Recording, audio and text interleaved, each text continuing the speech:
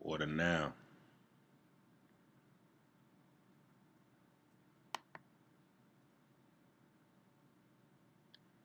Genocide by Ammonia and the Melanin Code of Silence by Enqi Wasir Kepere Sengreal. The biological attack on indigenous peoples through chemical colonization and anaerobic terraforming.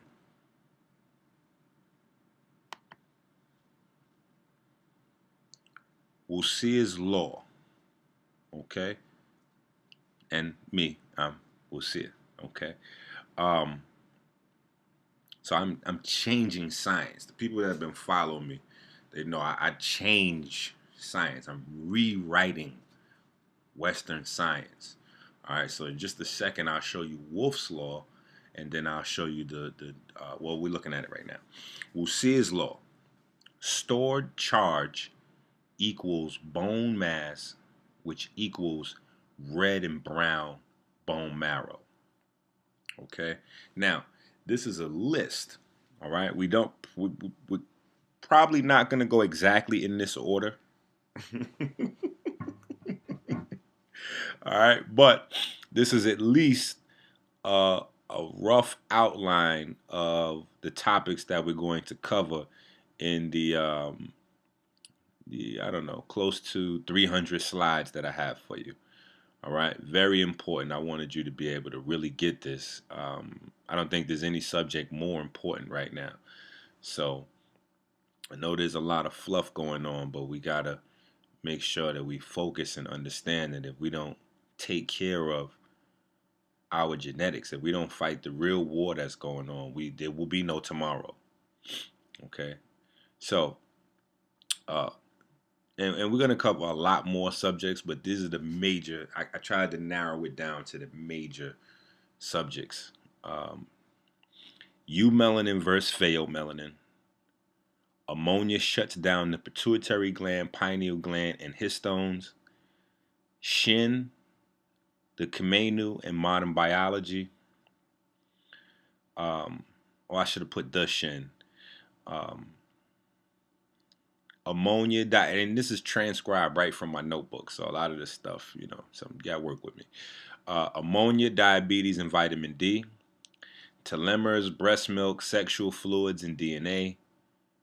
Alzheimer's, Parkinson's, dementia, and concussions. Muscle, bone, and tissue fragility. Fragility. All right. Um, I've been up for like 3 days straight writing this goddamn presentation. So, um, again, work with me. I beg of your patience. Sports injuries and chronic fight or flight syndrome. That's another we'll see original chronic fight or flight syndrome. Um, that's when you've been put into a state where the adrenal glands are constantly pumping out adrenaline. It just gets crazy. Anti-aging and cancer. Athletes, celebrities, alcohol and alcohol enzymes. Infant and toddler foods fortified with vitamins. Newborn heat machines, carbon monoxide and SIDS. White blood cells, smokers and smokers' lungs. White blood cells, autoimmune disease and ammonia, white blood cell count and inflammation, ammonia and AIDS, arthritis and gout. All right, so hopefully I managed to get everything into, like I said, about 250, 260 slides, something like that. So anything I didn't get in, tough. Join the class. Join the God Complex class for more in-depth information. Obviously, these are some really big subjects, and any one of these subjects could easily be 200-300 slides all on its own. And knowing me, I probably have 200-300 slides in the cut on every one of these topics. So I couldn't put that all here, but I just wanted to give you the meat and potatoes pertaining to the subject matter of genocide and the biological terraforming that's taking place inside our skin. Okay, so again, hopefully I get to get everything, but we go much more in depth. We have the God Complex class. It's a correspondence course, so you can join at any time and go at your own pace. All right, you can join at any time and go at your own pace. That is what started out to be a 5-6 week course has turned out to be a 1 to 3 month course, and then directly following the God Complex course. For those of you that don't know, anyway, the God Complex course is a comparative study on basically the beginner health degrees and certifications that the Western establishment has put forth versus black genetics and holistic sciences. So it's a comparative study.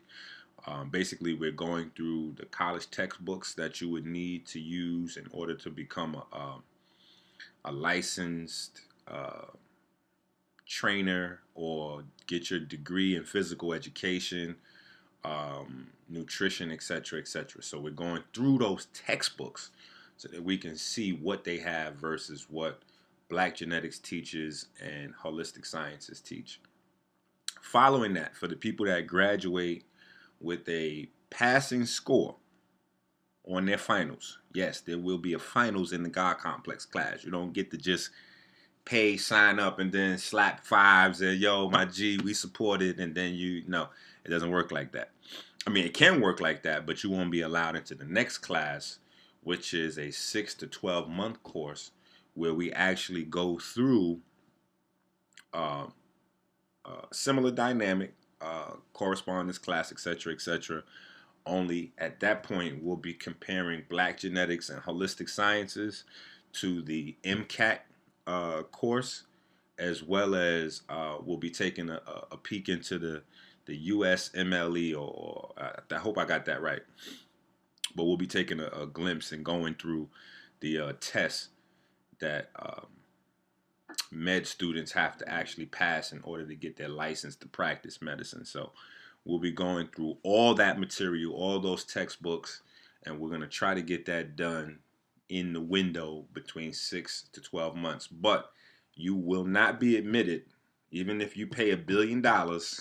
I'm lying. If you pay $1 billion, you get any class. But um, on the serious side, um, you will not be admitted to take the Melanin Magi class, which is the comparative study on the MCAT and the medical licensing, if you don't first pass the God Complex course.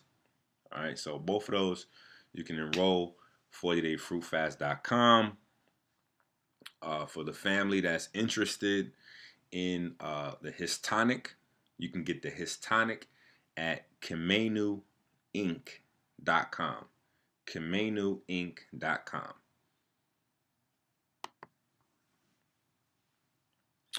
All right.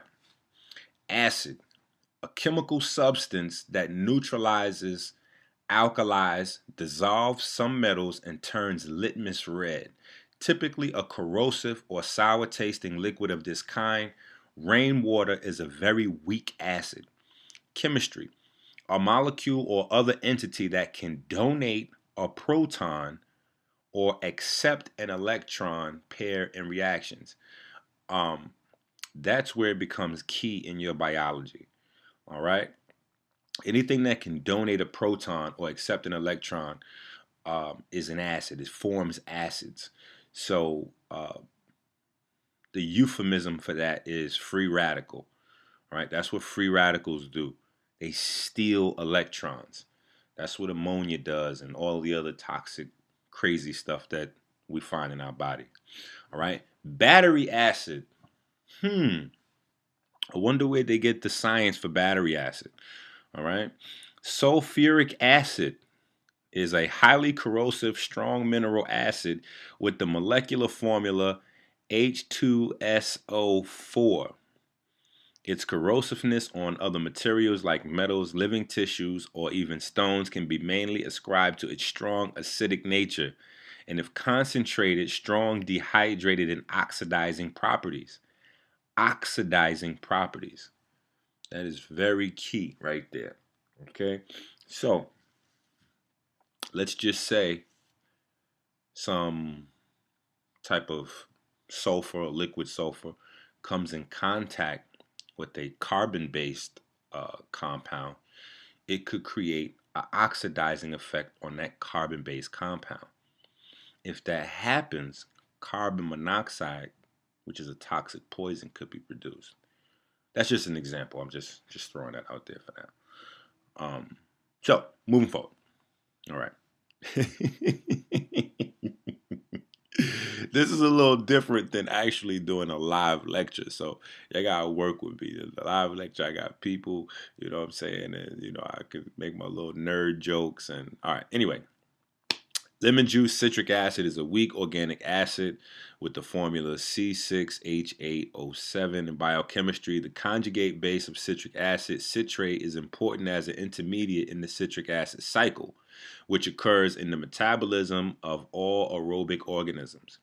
Vinegar is a liquid consisting mainly of acetic acid and water. The acetic acid is produced by the fermentation of ethanol by acetic acid bacteria. The longer fermentation period allows for the accumulation of a non-toxic slime composed of acetic acid bacteria. Yuck. That's why vinegar's on the do not eat list for Minister Enqi. Okay, I don't care what kind of vinegar. All right. Oddly enough, though, those breathing machines that they put babies on, early babies on, be careful because most of those machines is filled with vinegar. All right, and you just saw what vinegar is. All right, so be very careful. Take care of your health, especially if you're even thinking about having a baby. Get your act together before you even get pregnant. That's crucial.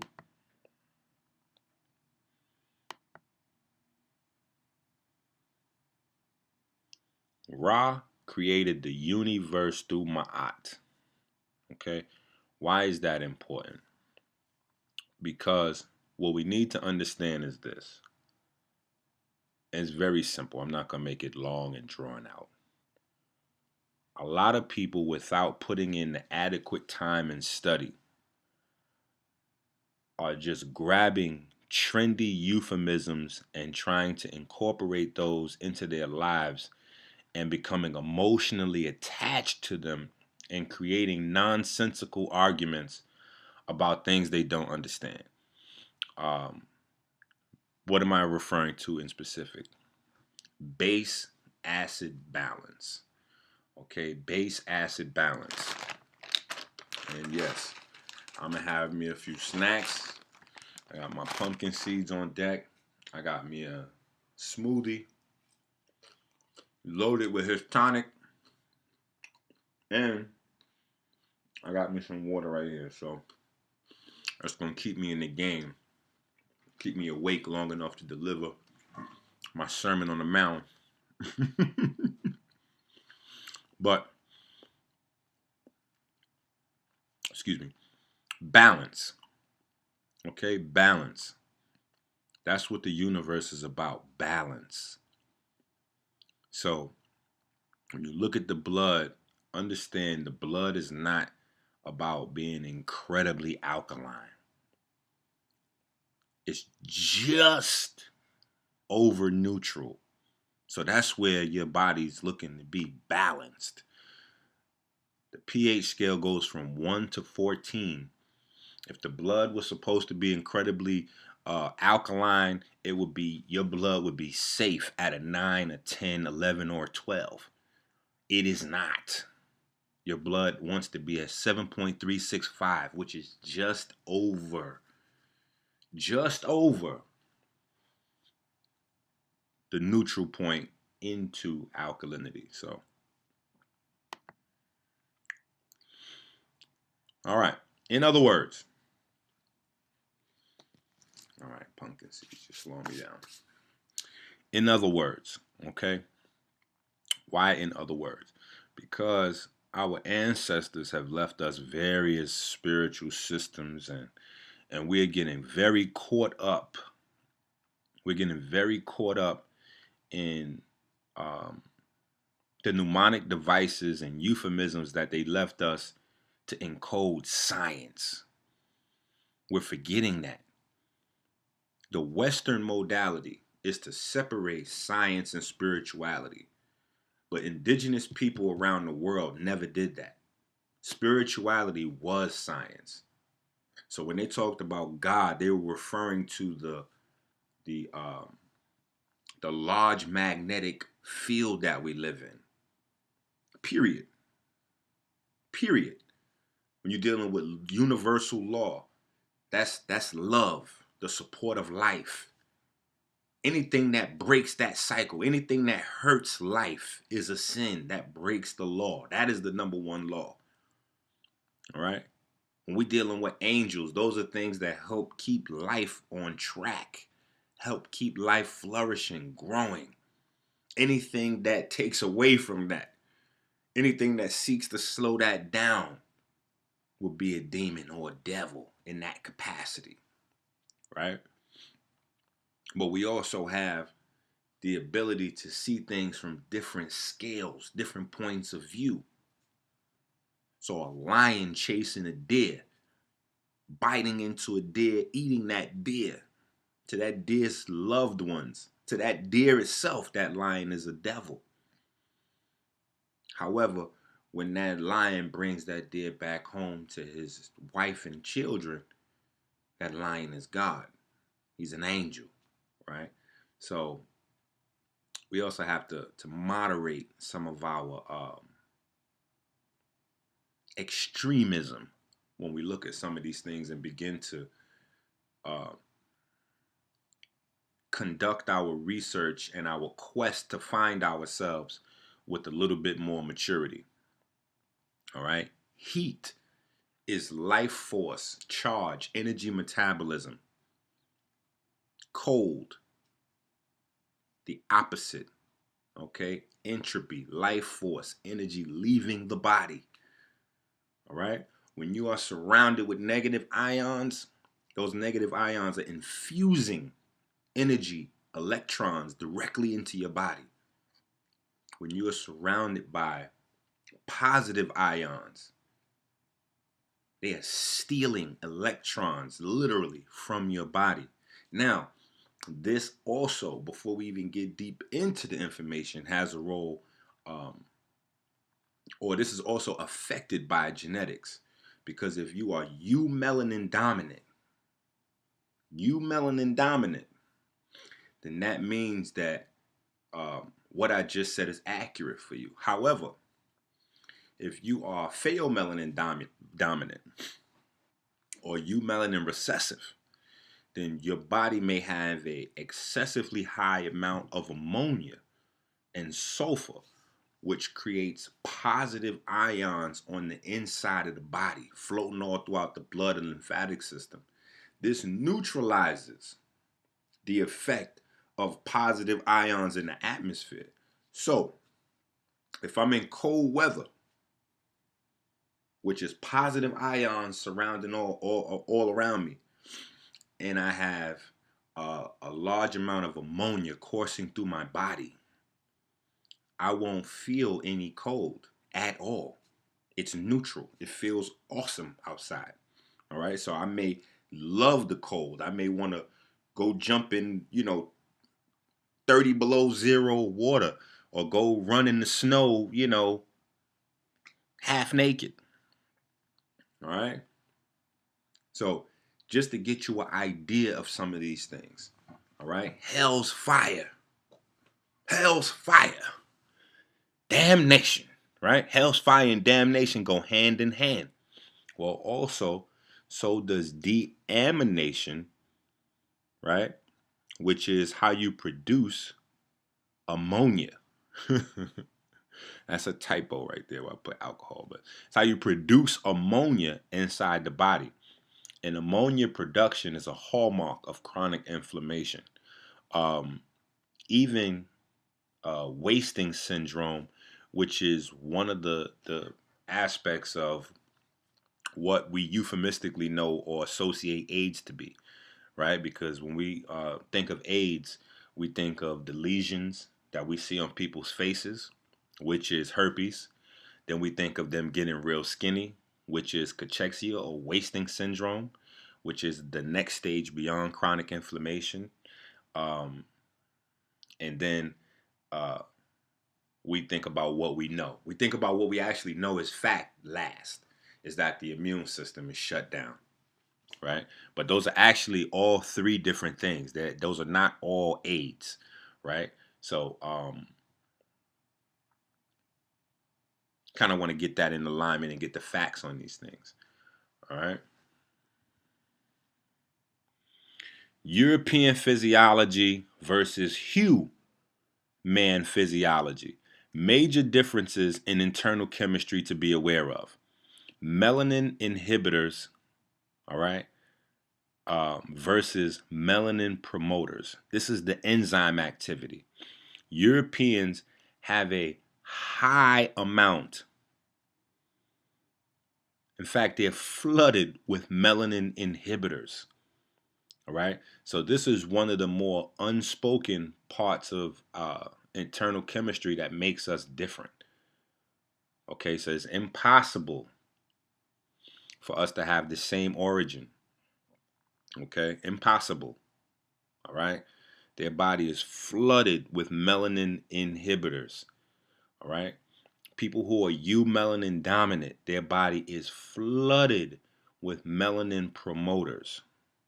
Galactose production and utilization, completely different enzyme sets once again.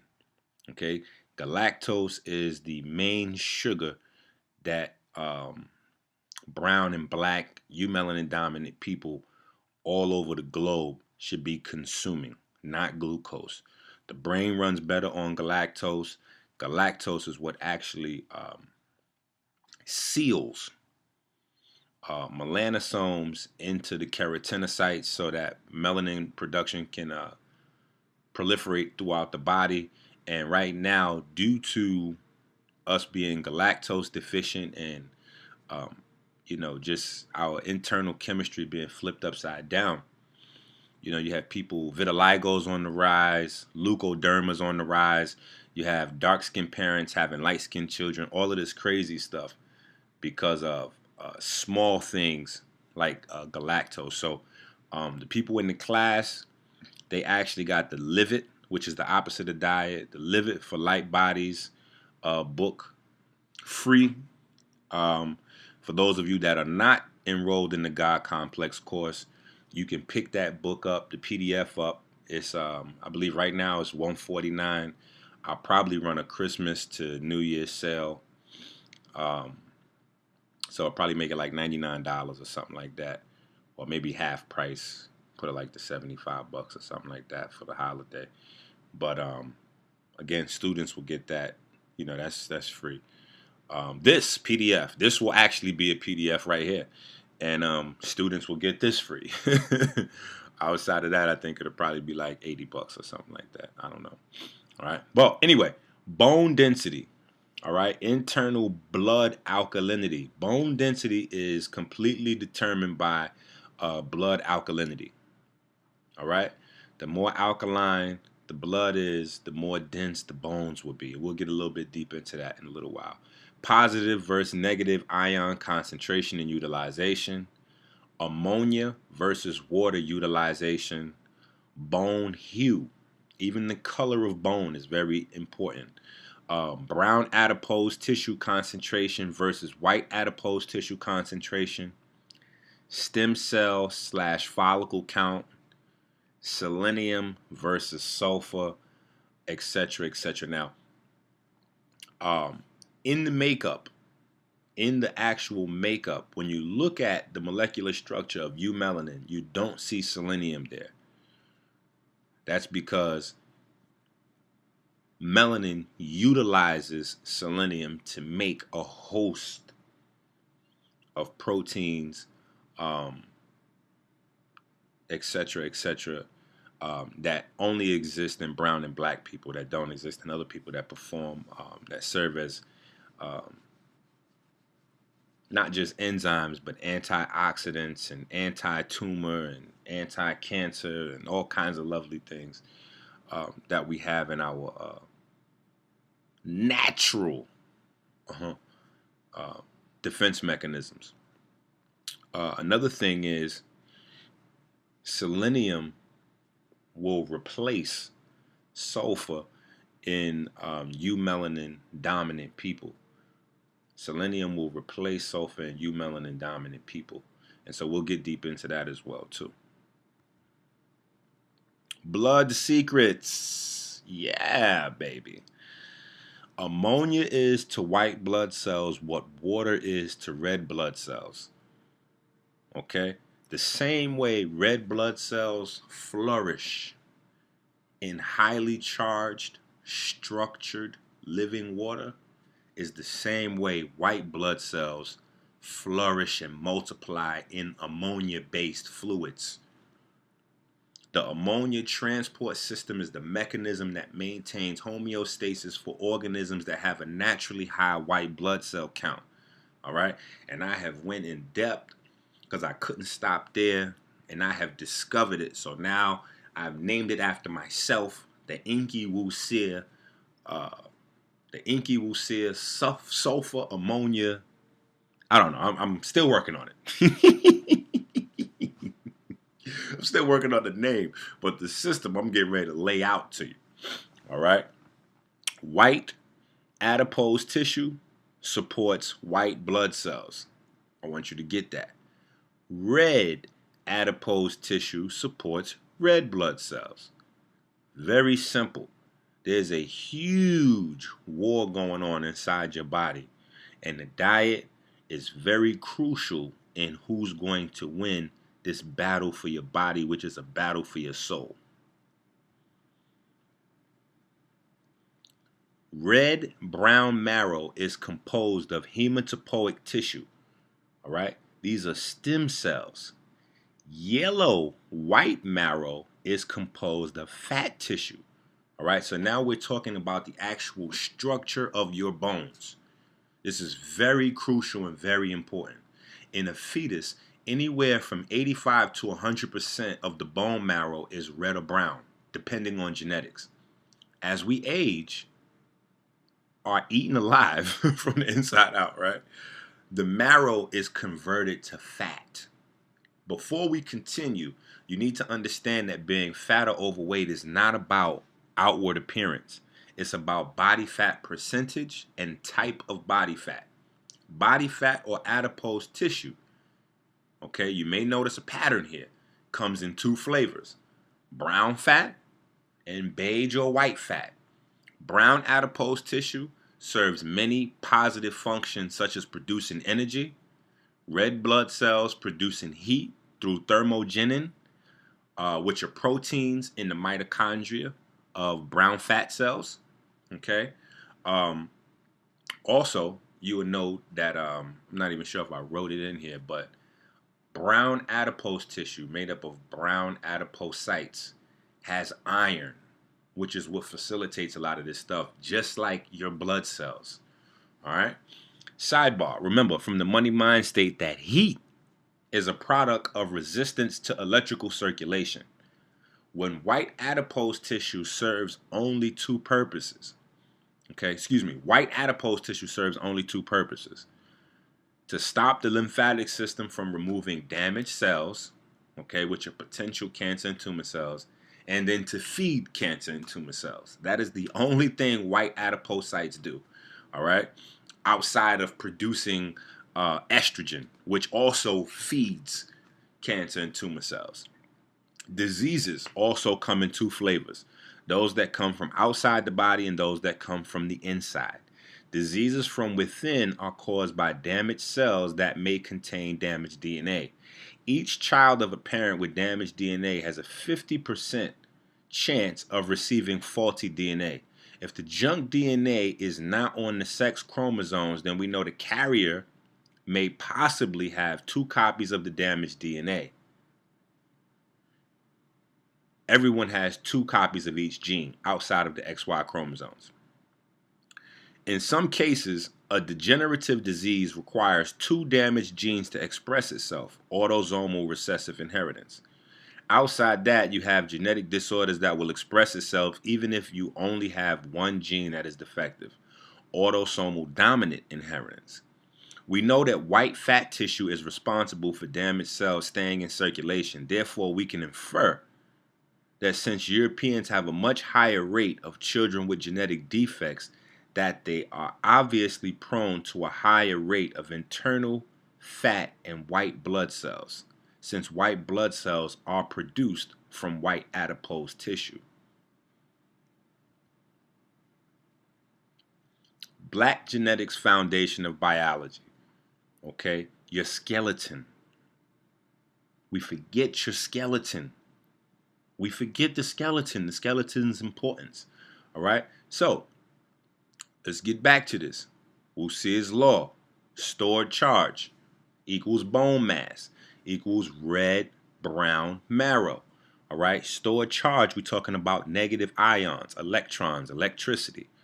All right, bone mass. Your bone is quartz, silver, silicone, piezoelectric or piezoelectric crystal. You need to understand that. That means that anytime there's any pressure put on your skeleton, anytime you lift a weight, you do a push-up, take a step, crawl, stand up, anything you do that puts even the slightest amount of pressure on your skeleton, anytime you have to move a muscle, electricity is being produced from your skeleton. Okay, electricity is being produced within that skeleton. All right, now if the skeleton is healthy and you have a lot of red and brown marrow, then you in business. If you have yellow, beiges, white, then it's getting ugly, and you're probably not producing the type of charge that you want, and this is going to lead to early death. Okay, red and brown marrow is full of stem, germ, black blood cells. Okay, BMP, bone morphogenic proteins, very crucial and important. As a crystal, your skeleton is able to store information. Okay? This information the body taps into via bone morphogenic proteins. They work with the Ammonia gene in cellular development, as well as gene expression all throughout the body. Ammonia and ammonia compounds destroy all three aspects of your physical foundation. All right? Carbon oxidization produces carbon monoxide. We need to understand that. All right? That's why I gave you that little snippet earlier. Anytime, anywhere in biology, a carbon-based compound is oxidized, carbon monoxide is going to be produced. This is one of the ways that genocide is being visited upon us from the inside out.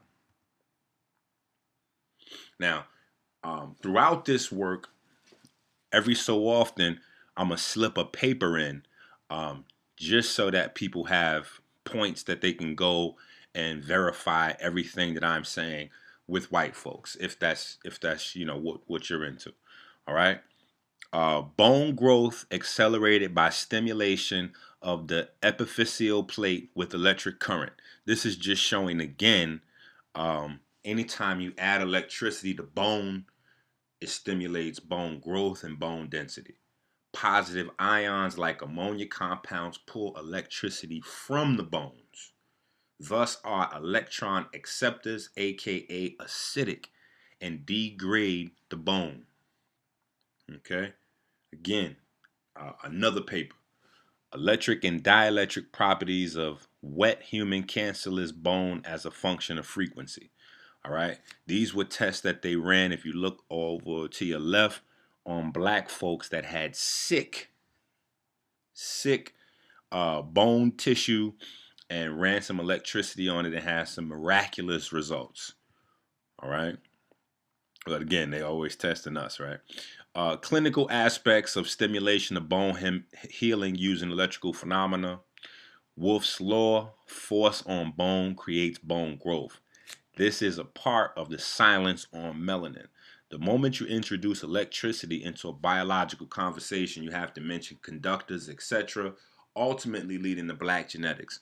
This is why a lot of things in medicine and science are covered up, or they use words that allude to things without being specific, like oxygen. Every time they refer to oxygen in terms of biology, what they're really referring to is electrons. Electrons being added to a system, or electrons being taken away from a system. Simple as that. But you don't want to make the conversation about electricity, because then if you talk about electricity, obviously the most advanced biological system would be the one with the that is able to utilize the most biological conductors in its makeup, right? And then if we live in an electromagnetic world, then obviously the most advanced biological systems, or dominant systems, or potentially dominant systems, would be those as well.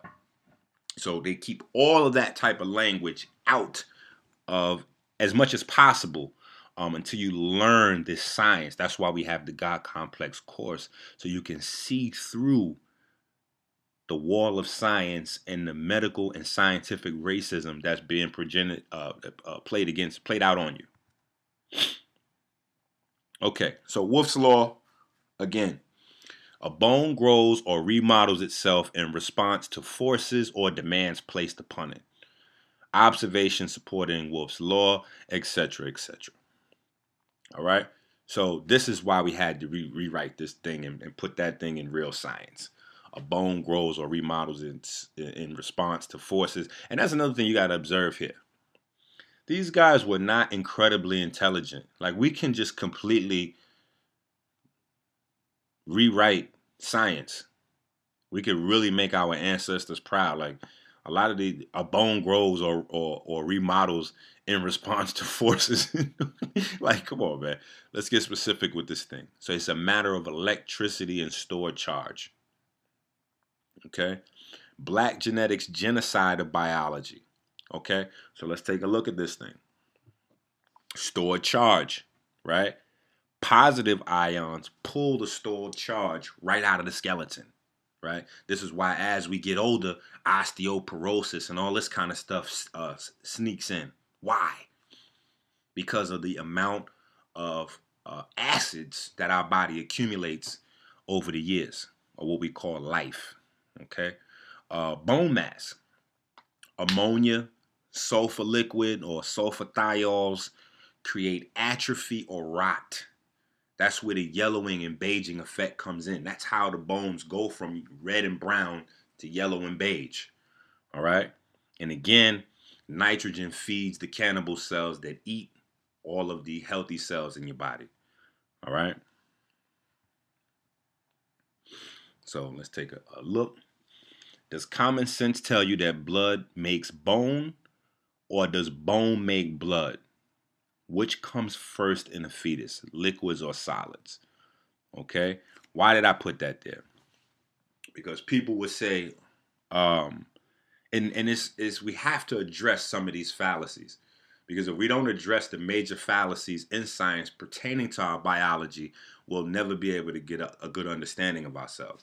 So as we keep going along with this major blunder that blood is made in the bones, it always takes the emphasis off of our diet. It takes the emphasis off of our diet. Any textbook would tell you that the blood and food, or food in blood, enters the body through the portal vein in the liver. Well, how is blood getting from the small intestine? Unless it's being made right there, right? So if you go through the, I think it's Black Genetics 1 book, I go in more detail about how blood is actually created through the small intestine and goes into the liver, etc., etc. And there's some really exciting work that they did in Japan on it. But the only thing about the work from Japan, where they tested it in terms of cancer, etc., etc., they didn't really go in depth with the mechanism of how blood is produced. So that you can find in the Black Genetics book. And of course, in a fetus, you know that it's all cells and liquid, and then the bone is formed later on. It's crystallized blood. Okay, so the reason why blood is being produced in most people's bones is because the body has to have healthy blood, period.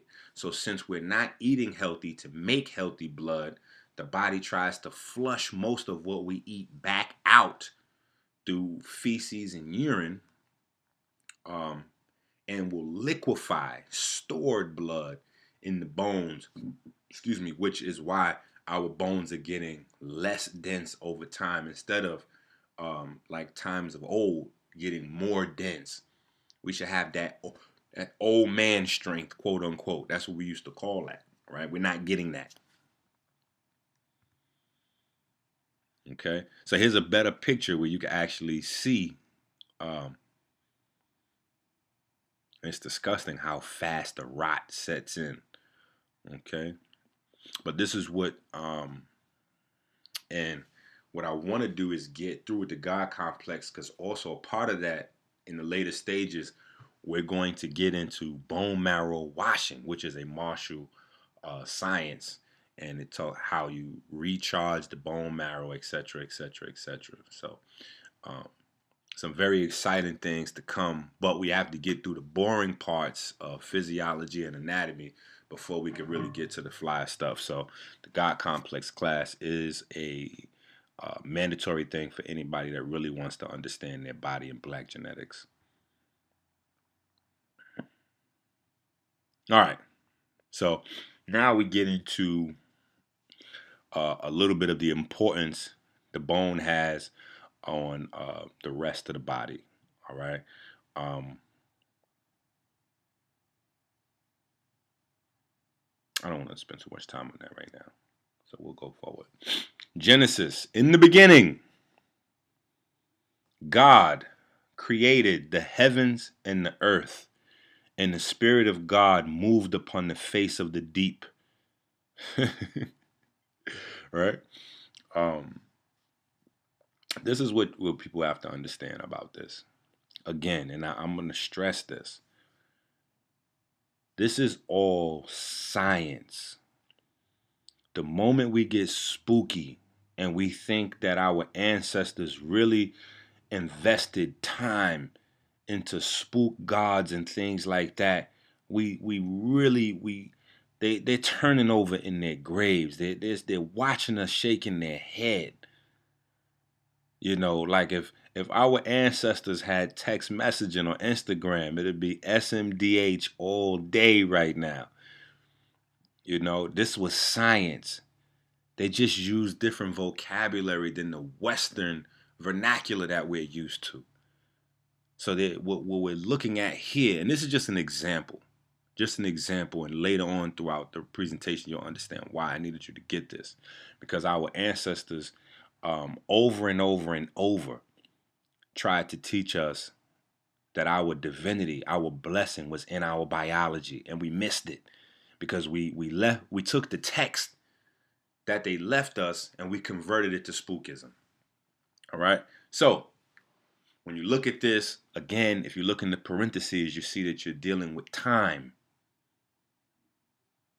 Time. That's what the beginning is. In the beginning, God, a self-steering magnetic field, created. That's perception, which is your power. This is why I created the formula so I could scientifically quantize it for you. The heavens, which is blackness, which is what your pineal gland taps into. That's why it has to be black. And it's not because there's a misunderstanding between blackness and darkness. Darkness is the absence of light. Blackness is black light. It's totally completely different. And it's black light that activates the pineal. All right. And then we're dealing with matter. All right.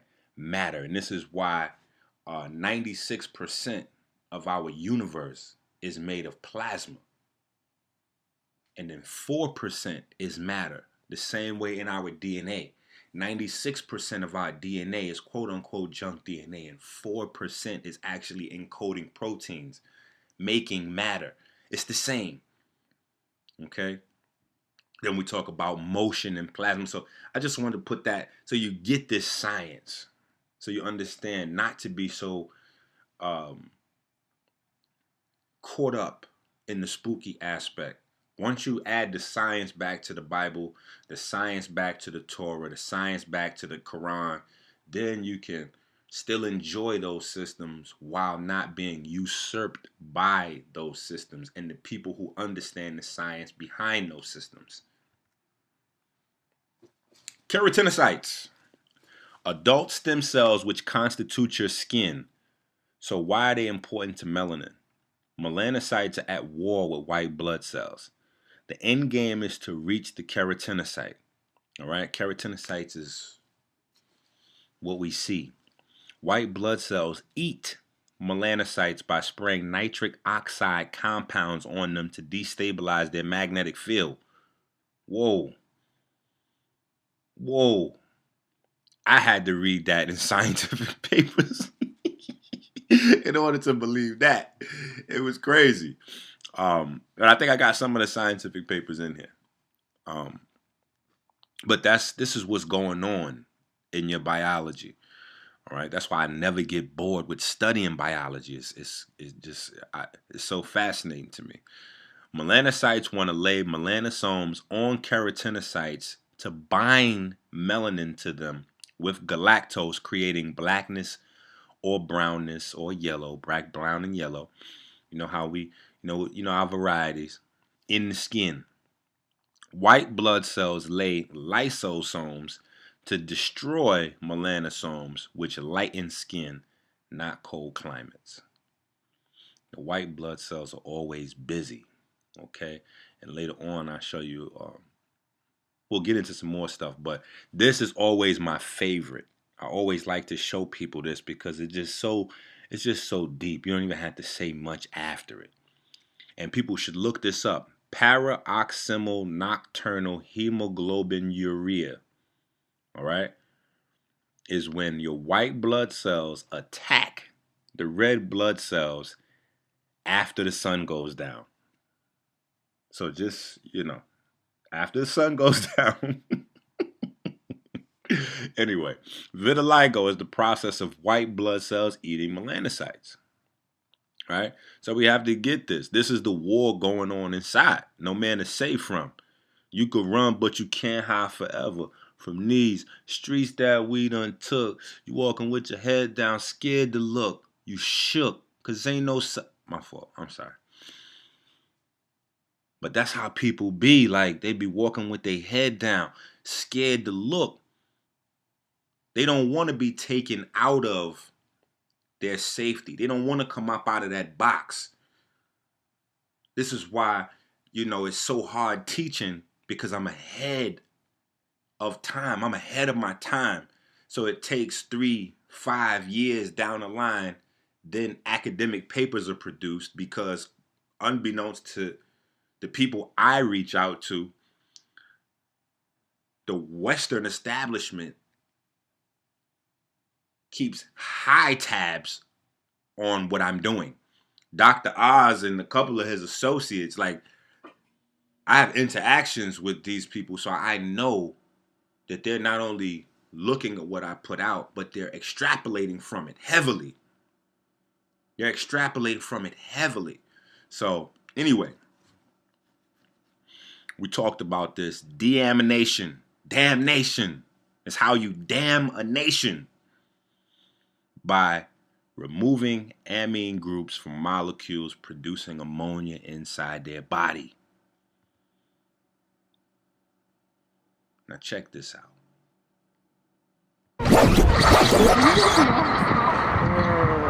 Даня какая-то модель, знаешь, с Голливуда. Левый.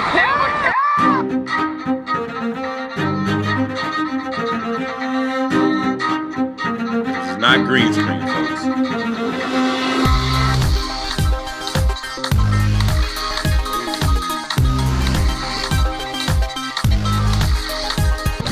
Come on, everybody!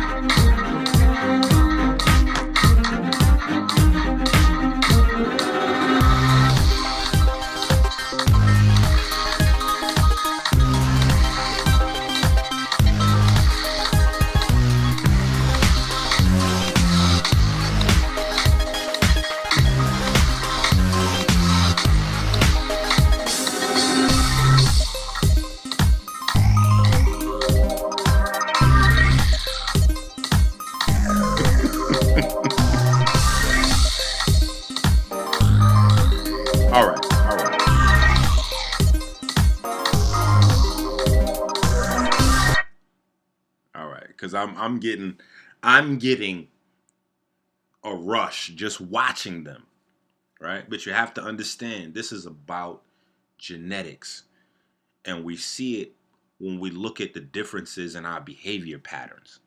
Okay, melanocyte dominant folks versus white blood cell dominant folks. Okay, I prefer heat. Negative ions. White blood cell dominant people prefer the cold weather. They prefer positive ions. Okay? Very simple. All right? Ammonia and nitrogen-based compounds destabilize and injure melanocyte dominant people. Ammonia and nitrogen-based compounds multiply and help proliferate white blood cells and white blood cell dominant people. Hence, the different reaction to fear. The different reaction to fear, because fear releases two highly nitrogen-based compounds. One from the stomach, which is damn, I forgot the name of this thing. It's the opposite of melatonin. And the other one, your fight or flight syndrome, which is norepinephrine and then epinephrine. Oh, serotonin. Boom. Right? So serotonin is made in the stomach area, which is why you feel the butterflies. When you feel those butterflies, that's actually serotonin coursing through the brain that you have in your abdominal region. You actually have just as many neurons, brain cells in your abdominal region as you do inside your skull, right? So when they get flooded with serotonin, that's what you feel as butterflies. We don't like that. Okay, we don't like that. We're not interested in that. Now, due to mixing and colonization, you have some folks that, every so often you'll see black folks trying to bungee jump or jump off a plane or something crazy like that. But it is not the same. The urge to experience all that life has, along with colonization, is how you get that from melanocyte dominant people. But it's completely different with being addicted to the chemical output of serotonin and norepinephrine or epinephrine, which is what creates thrill seeking. All right, it's just like any other drug. They like crackheads, dope fiends.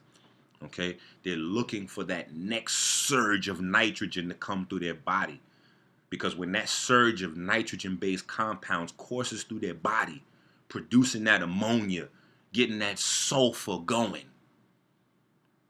the cells communicate a sense of ecstasy. They love that.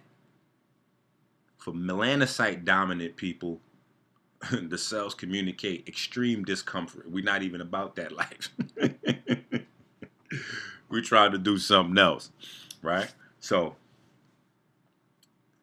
you have to be able to see these things and understand what's going on around you.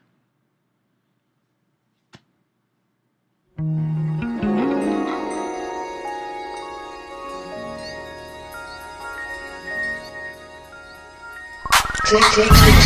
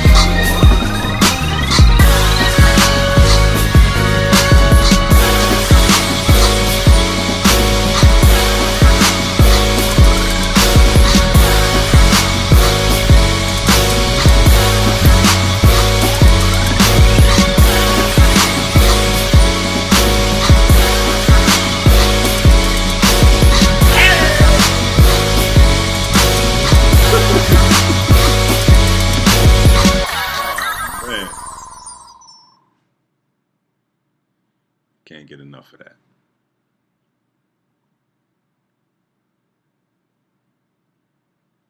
All right.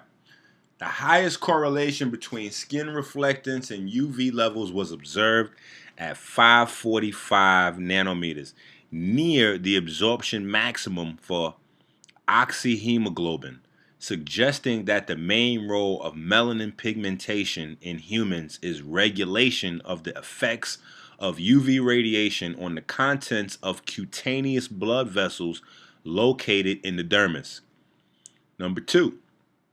Predicted skin reflectances deviated little from observed values.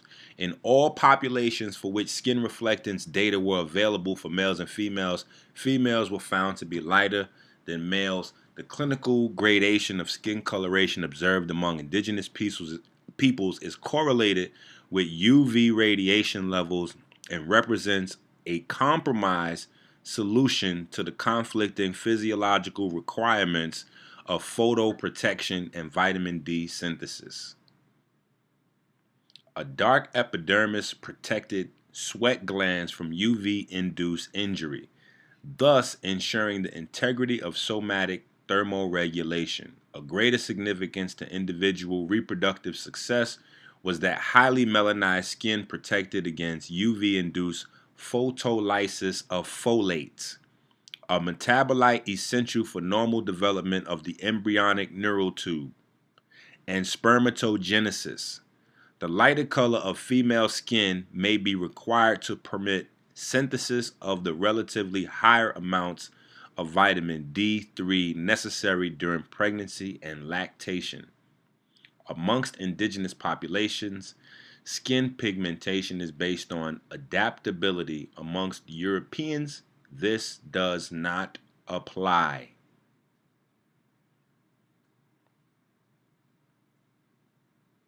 Naturals be like, all right, the hair, an outgrowth of the nervous system, regulates skin pigment. If the body is pro-pigment, there will be no or very little body hair. If the body's intelligence is anti-pigment, then it will cover as much skin surface as possible to block the sun from feeding the melanocytes, inducing electromagnetic pigmentation induction. I need you to get that. So much so I'm going to read that again. Hair, your nervous system. Okay, so people be hitting me up. What about the hair? Regulates skin pigment. If the body is pro-pigment, there will be no or very little body hair. If the body's intelligence is anti-pigment, then it will cover as much skin surface as possible to block the sun from feeding the melanocytes, inducing electromagnetic pigmentation induction. This will further elucidate the fact that the troglodyte niger was either created in a laboratory in the South Pole, or in the South Pole. These are the only two places on Earth that present the ecological disposition for the aggregation of anti-solar cells, enzymes, and body intelligence. The troglodyte niger, or the troglodyte nigger, was either created in a laboratory or in the South Pole, Antarctica. These are the only two places on Earth that present the ecological disposition for the aggregation of anti-solar cells, enzymes, and body intelligence.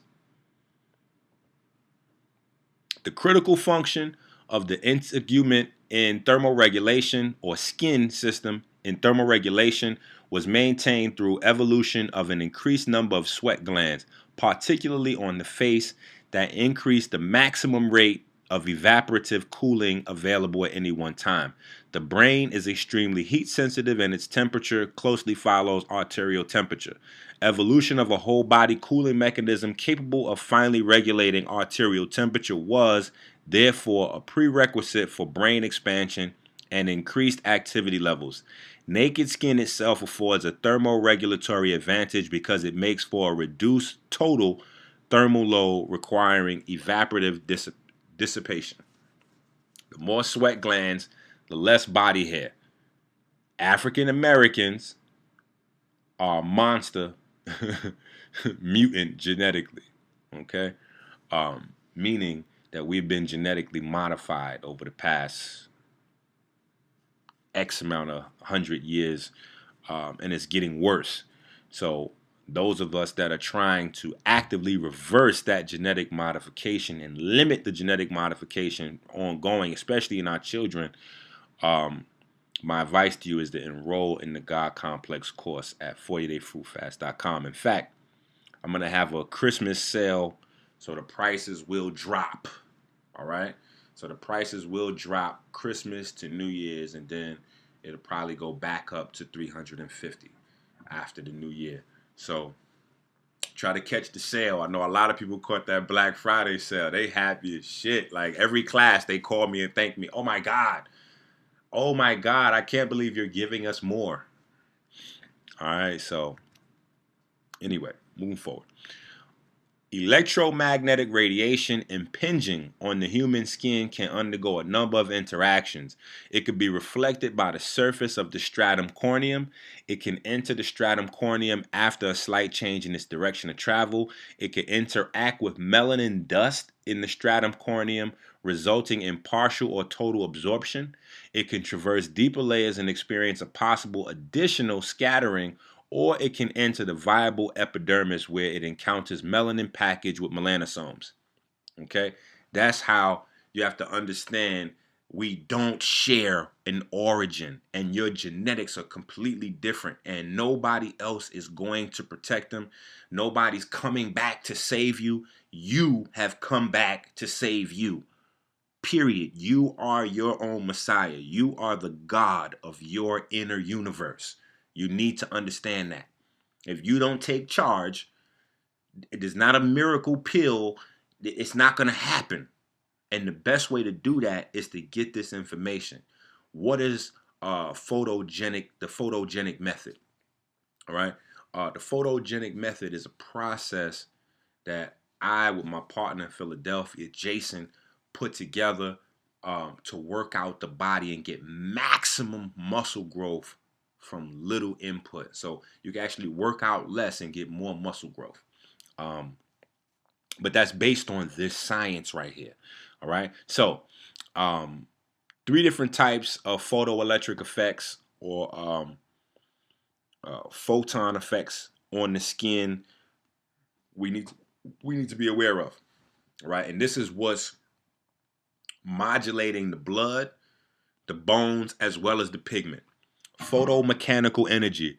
As photons move through the layers of skin, it causes vibration, especially of enzymes creating energy. All right? So that's one. Photothermal energy. Subcutaneous vibration activates brown adipose tissue into thermogenesis to handle the new energy or bioentropy, equivalent to human radiation. Okay, so you can see already it's melanin dominant people only have this whole cascade of events happening inside their body, or at least are able to utilize this cascade of events in their body to their betterment. And the photoelectric effect, this is the end or death or transition, if you will, of the photon. As the photon is absorbed by a bioconductor, it is converted into an electron. Okay, so that is something intangible, something that can't be touched, something that doesn't have a weight. That's like when our ancestors told us the spirit becomes flesh. That's literally happening every time the photoelectric effect happens.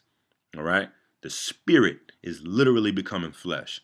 So the photoelectric effect is the main purpose of your skin pigment. I need you to get that. Now, this is one of those lovely studies, and this demonstrates the struggle to occupy the same space by MSH, melanin stimulating hormone, and nitrogen, as well as MSH's ability to function as your natural immune system. Okay? This is not from Minister Enqi. I need you to get that. Melanin stimulating hormone and melanocytes do all the jobs that the Western Academy has told you that white blood cells are supposed to be doing, but they're not. Because somebody asked me, well, if melanocytes and MSH was supposed to be healing you, how come they not? I said, well, how come white blood cells aren't? I could run down a litany of lists. In fact, as we go through all these slides, you'll see the reason why your MSH as well as your melanocytes are held at bay. But there's no excuse for white blood cells. Okay? So you just have to judge them on what it is that they do. What is it that we do see them doing? We see them creating a host of problems, eating people from the inside out. All right? So we'll move forward. But again, this is one of those papers. And this is not from Minister Enqi. This comes from, all right, Steve Foster, Robin Thomas, James Lipton, and Robert Starr, Departments of Internal Medicine, Pathology, and Physiology at the University of Texas, Southwestern Medical Center, Dallas, Texas. Okay? Again, all right, part of that melanin code of silence. That melanin code of silence.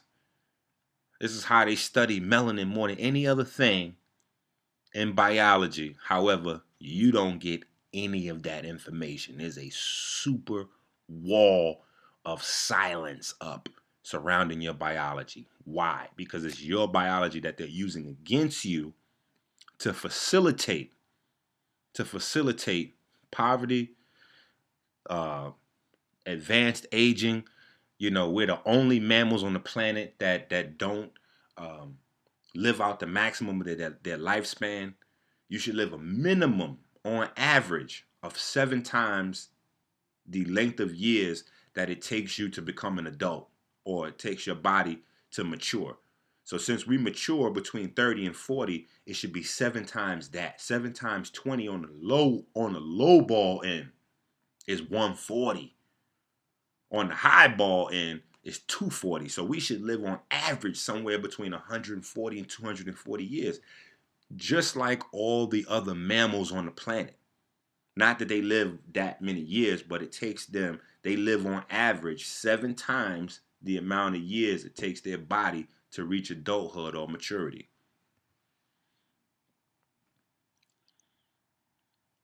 Why is this here? Simple. Dark matter, dark energy, or dark light, blackness is compressing charge into organization. So one of the things that we miss about this is we focus on the little tiny visible piece of spectrum that we can see and play with, but we miss the whole rest of the big deal. The big deal is that it is blackness. It is the darker aspects of the spectrum that gives birth to the light. It's not the other way around. We need to understand that, because that's on a macro, a meso, and microcosmic level. Sulfur metabolism produces ammonia. Let's get with that. Melanin. Now, I'm from the Bronx, so you know in the Bronx, there's Puerto Rican people everywhere, right? So, there's a different scientific definition of pheo. However, I know pheo from the Bronx to be ugly. So I thought that was hilarious when I was like, oh, they got melanin? Especially knowing that Spanish is based in Latin, right? So pheo is ugly melanin, right? Carbon oxidation produces carbon monoxide. We need to understand that. That is another toxic poison. So as ammonia and sulfur are being forced into our bodies, or we're willingly doing it because we just don't know our genetics. We're not all enrolled in the God complex course yet, right? These acids, these proton donors, electron acceptors, are oxidizing the carbon compounds, the pigments, throughout the body, producing carbon monoxide. All right. Oxygen, sulfur, and selenium have binding affinity with pigment. Red pigment is composed of sulfur. The sulfur cycle blends with the ammonia cycle, simplified Sulfur metabolism produces ammonia, and ammonia is recycled back into sulfur. All right, we have to understand that. That's what's going on in Europeans. That's what's going on in Europeans. That's not going on in black folks. That is ripping our insides to shreds. All right, we are not the same. Our enzymes are not the same. The internal processes are not the same. Okay, chalcogens. That's what these guys are. That's the family they belong to. Oxygen, sulfur, selenium, tellurium, polonium. That's a couple of them. But these are the three that are important. Chalcogens is a Greek word which means born from copper. Born from copper. So I'm going to let you hold on to that. Born from copper. All right? But what you see here is what I want you to understand, and this is happening every day in your biology, is that because these guys are from the same family, they are able to displace one another. They are able to displace one another. So sulfur is able to displace oxygen the same way selenium is able to displace sulfur. We need to understand this, and vice versa in some situations. They can go backwards. All right? These guys over here, ROS, GSH, thyroreducin reductase.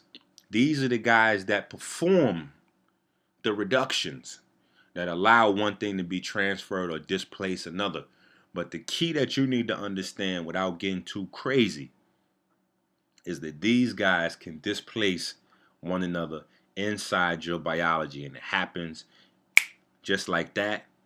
And a metal or a base like selenium can replace an acid just like that. Just like that acid can replace oxygen in your body, just like that, and create an acid or alcohol or ammonia, etc., etc., in your body. You have to also understand that not only is sulfur on oxygen's ass to replace it, nitrogen is also looking to replace oxygen, because nitrogen and oxygen can't be in the same space.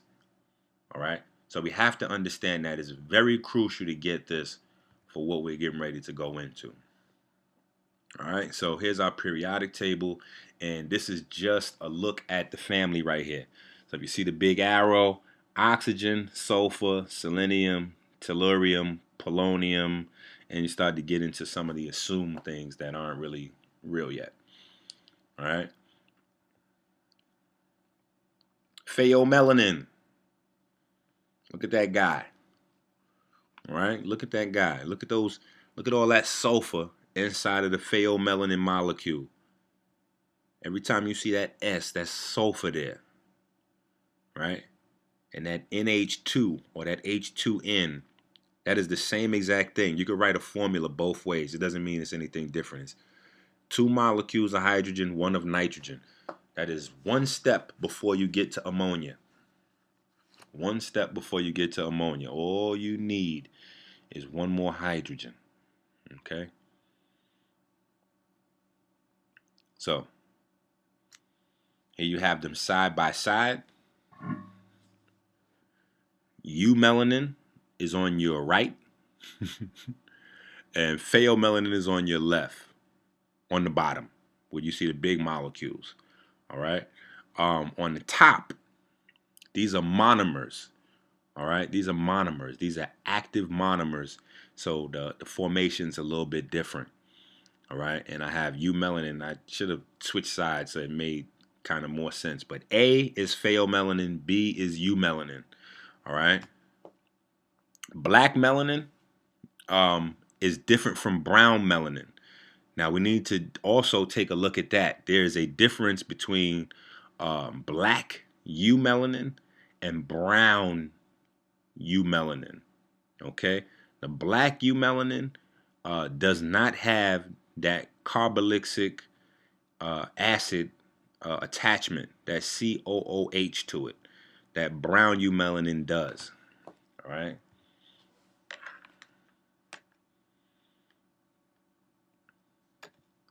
So over here, you might be able to see it better. This is the actual melanin chemical pathway.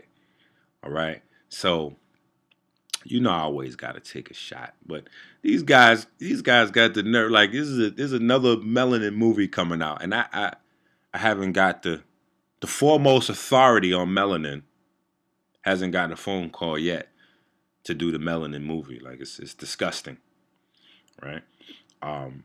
They got like psychiatrists and radio hosts. Oh my God. What we gonna do, black folks?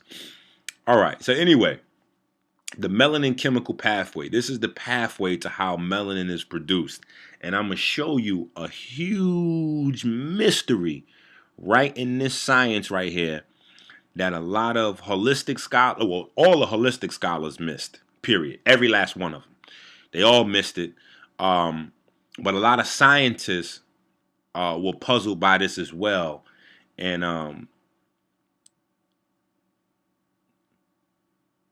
the reason why I think most of the holistic scholars missed it is because they didn't see a reason necessarily to go so far in depth with the research. So it's not to take a shot at anybody whose shoulders I'm standing on, right? Because if it wasn't for the Richard Kings and the Dr. Africas, then you know, those are my melanin gurus right there. Richard King and Dr. Africa. And even Drew Pookrum, she dropped a lot of fly shit on melanin. You know, Sabi's cool, but Sabi just reduces melanin. Carbon. This carbon. So when you want to get fly with the melanin, you got to look up Dr. Richard King. Oh! T. Owens Moore. I'm wilding. T. Owens Moore. Yeah. So it's a bunch of melanin soldiers whose material, and I can't remember the author of Jazzy Melanin. So it's a bunch of people who really got in deep into the melanin. But I'm gonna show you a very tricky thing about the difference between our physiologies, which is amazing. So anyway, the thing to notice here is that there are two different types of pheomelanin, both of them sulfur based. Just like there are two different types of eumelanin. Okay, two different types of eumelanin. So the brown eumelanin we see here on the left. You see that that little chain right there on the right, that COOH. That's that carboxylic acid. And then on the right, there is no carboxylic acid attached to the eumelanin molecule. And that's where you get that bate el chocolate. That's that dark. Right? Special skin cells make melanin. So let's take a look at some of these things. Right? Y'all in for science now. Body tissue. We're in the epidermis, the melanocytes. Right? So looking inside a melanocyte. Right here on the right, where it says cells. Yes, it looks like a big upside down spider. Or maybe you could look at that as a face with a wild afro, right? But that is all considered the melanocyte, the beigeish coloring. That's your melanocyte body.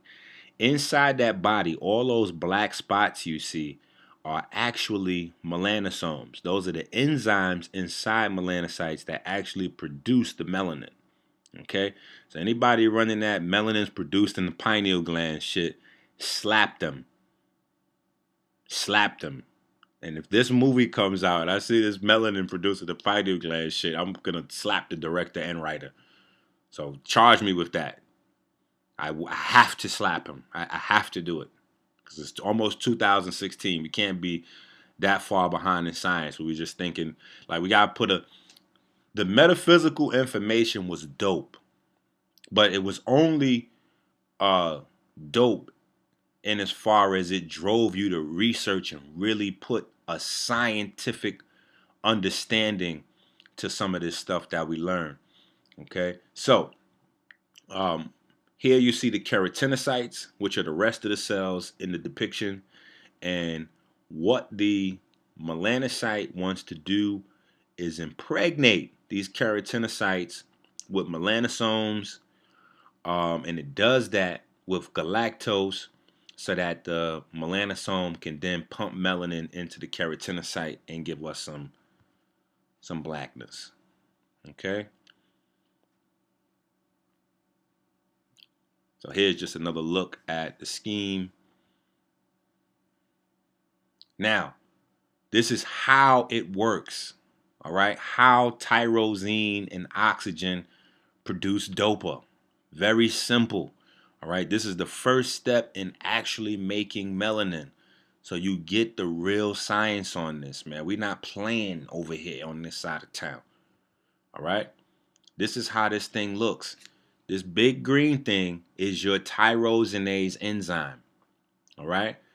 Very simple. That tyrosinase enzyme takes O2, that's 2 oxygens, and combines the oxygen with tyrosine, the amino acid, to produce this guy. Dopa, which is the key in production of either one of the 4 pigments, right? 4 is that magic number always. The 2 pheomelanins or the 2 eumelanins. Now, we're going to look at this thing again, right? This is a more technical look at the pheomelanins and eumelanins, all right? Now, the reason why I use this one, and it only shows the 2 eumelanins and 1 pheomelanin, is because the process for the 2 pheomelanins is kind of the same, and the key is right up here. So I'm going to show you this real quick. I'm going to circle it for you. Glutathione or cysteine. I need you to get that. That is the whole key to this whole thing. Now, if we start back here, all the way on the left upper hand corner, tyrosine, right? You have the tyrosine. Then you have tyrosinase come in, add some oxygen to it, right? The enzyme steps in, creates a reaction. Now you have transformation of dopa. Again, dopa oxidase steps in, and now you have transformation from dopa to dopaquinone. Now, again, dopachrome tautomerase steps into dopaquinone, and now you have transformation again, etc., etc., etc. So every step along the way to either one of the eumelanins, you have an enzyme that catalyzes the change in proteins. Yes, melanin is a protein. Eumelanin, pheomelanin, protein. Okay? Melanocytes, enzymes, melanosomes, enzymes, proteins. All right? So knock off the crazy talk about we don't need any protein. We don't need any protein. We wouldn't have melanin. All right? So that's just another unscientific, nonsensical thing that as soon as you hear somebody saying it, just rule them out scientifically. All right? But this circle right here, this is the trick. This is the craziest thing right here. This is the craziest thing, and it means so much. Anytime sulfur is present, liquid sulfur, sulfur thiols, anytime they're present, they react with dopaquinone without the aid of an enzyme. You got to understand that. Just the mere fact that sulfur thiols are present takes that melanin pathway down the pheomelanin route. So, I need you to understand that production of eumelanin, either type, is itself proof positive of the lack of sulfur thiols and sulfur-based compounds in black genetics. There need be no enzyme. No enzyme has to be present as long as sulfur thiols, liquid sulfur, sulfur acids are present. Pheomelanin will be produced. Period. You have to understand that's the craziest thing.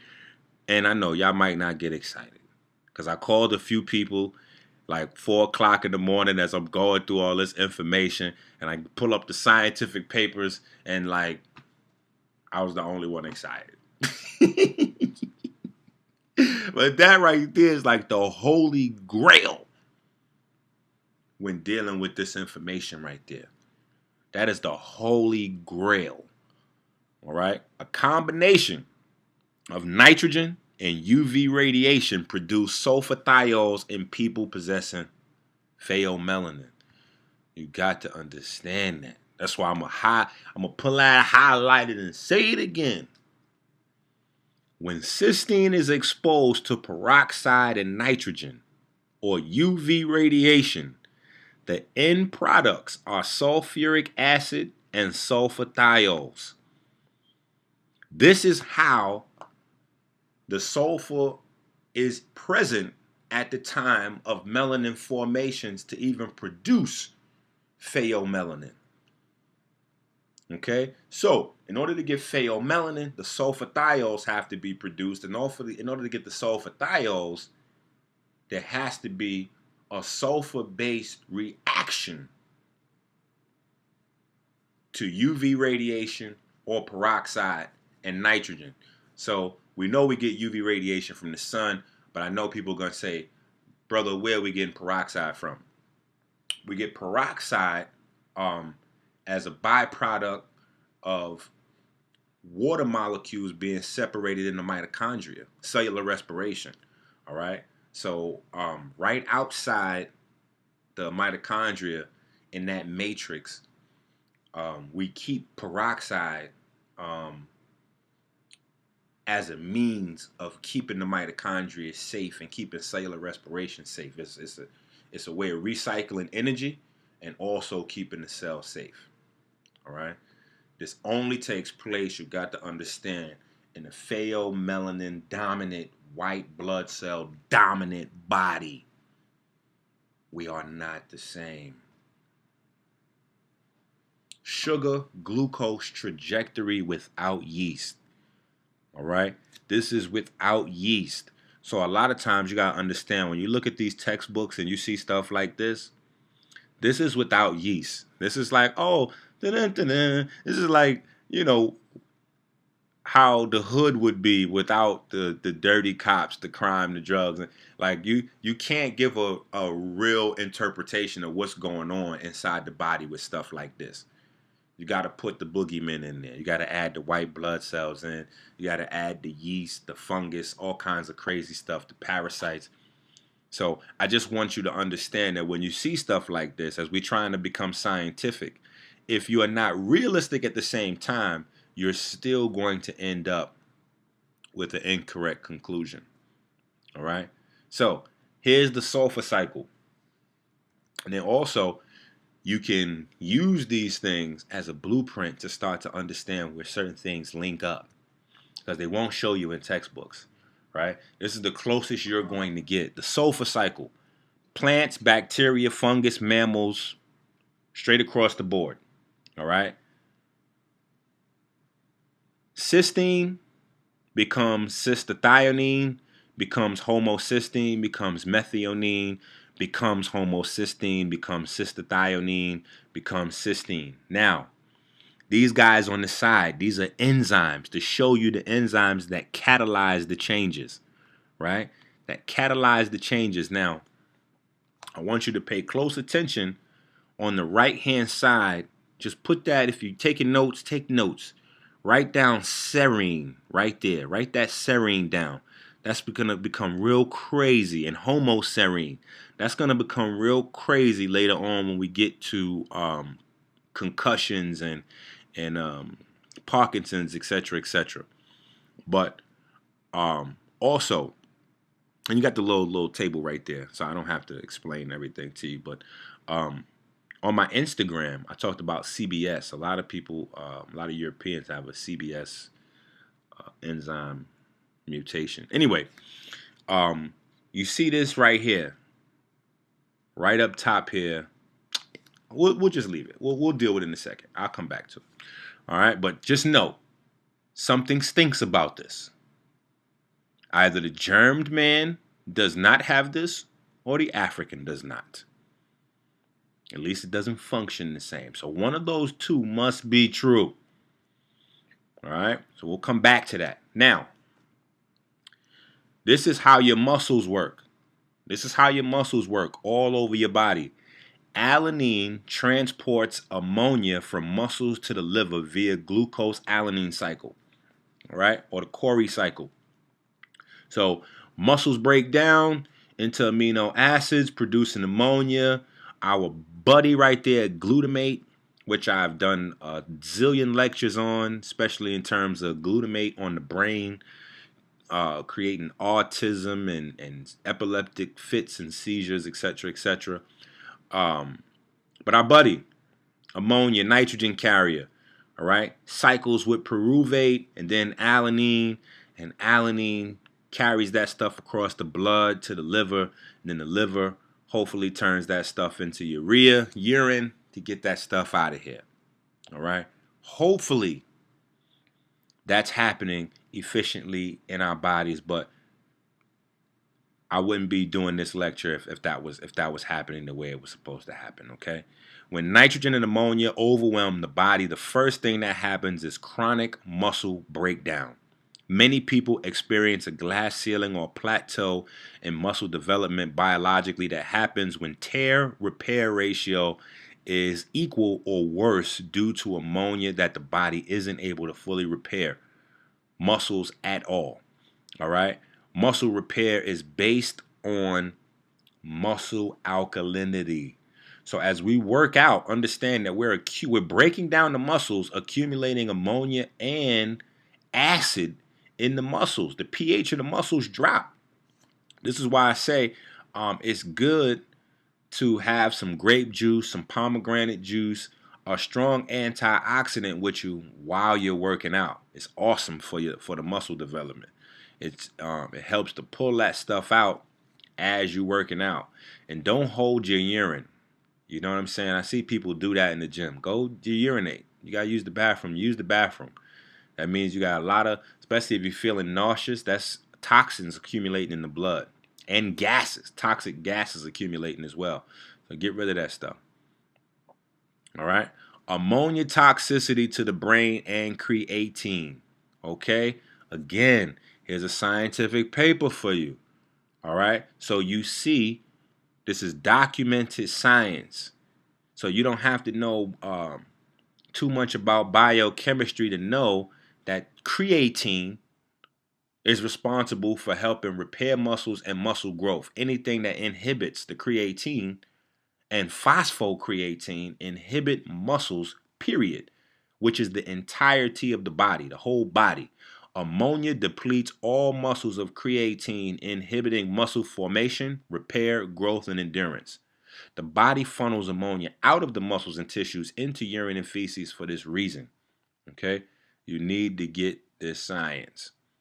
Okay? This is why we have a situation where our bodies are getting weaker and weaker and weaker with successive generations. All right? As toxic acids accumulate in the blood, bone is liquefied to circulate strontium, calcium, and phosphorus to neutralize the acid and maintain proper blood pH of 7.365. All junk foods and fast foods pull out strontium, magnesium, calcium, and phosphorus from all manner of cells, inhibiting or modifying cellular activity. All right? This is why we are getting weaker. We are not getting stronger. We're getting weaker by the day, by the generation, by the meal. Okay? This is a current chart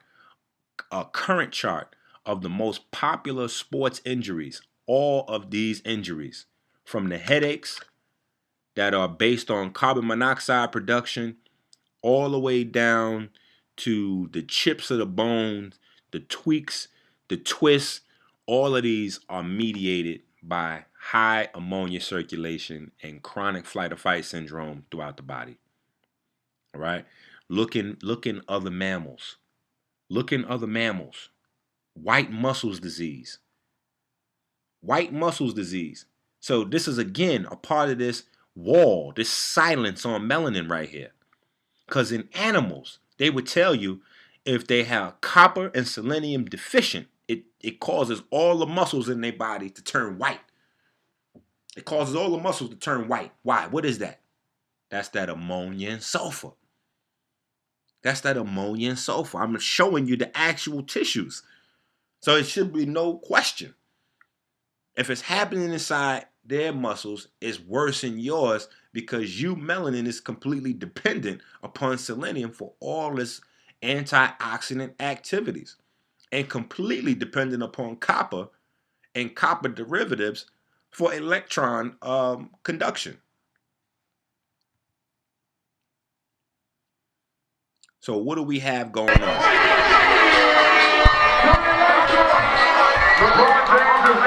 Look at our athletes.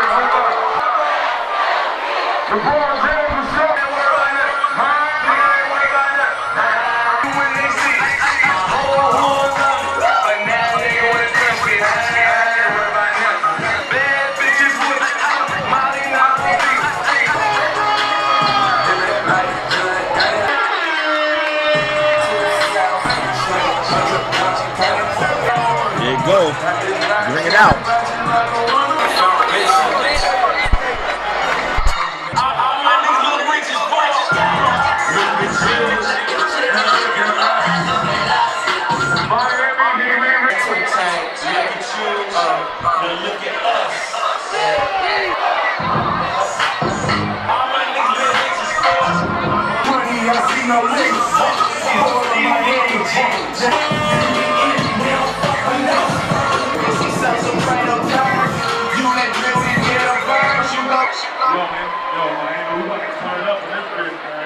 Turning up, bro, and you gonna take care of that.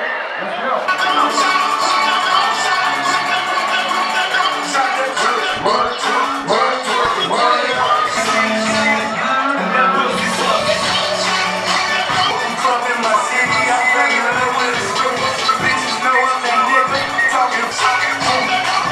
Don't stop.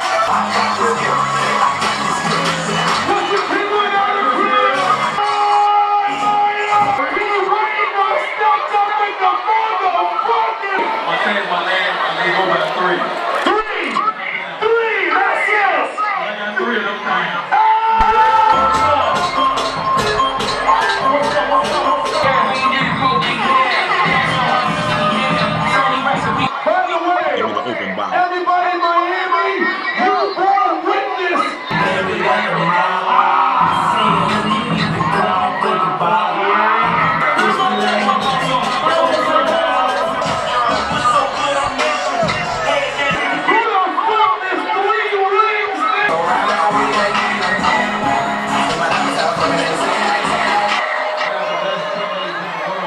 That's what it is.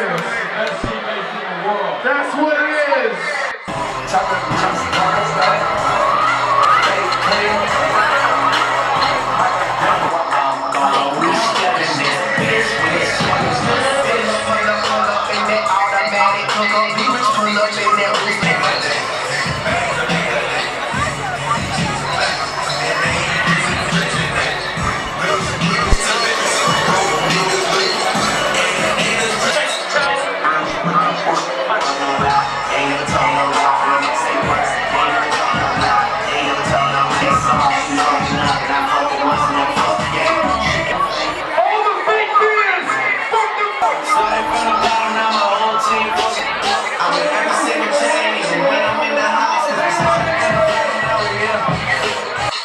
With your hands, we come to party.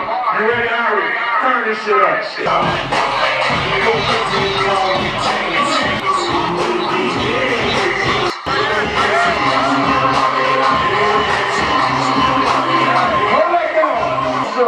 So yo, Spo's in the building. Spo, we love you. We appreciate you. By the way, bro, we on vacation. Peace. Rest in peace to the father. Phantom so busy, can't even fit the fucking spot. You fuck around, you flow. They silly niggas out the group. The most Pat Riley! To Pat Riley, the world! Talk to Pat Riley!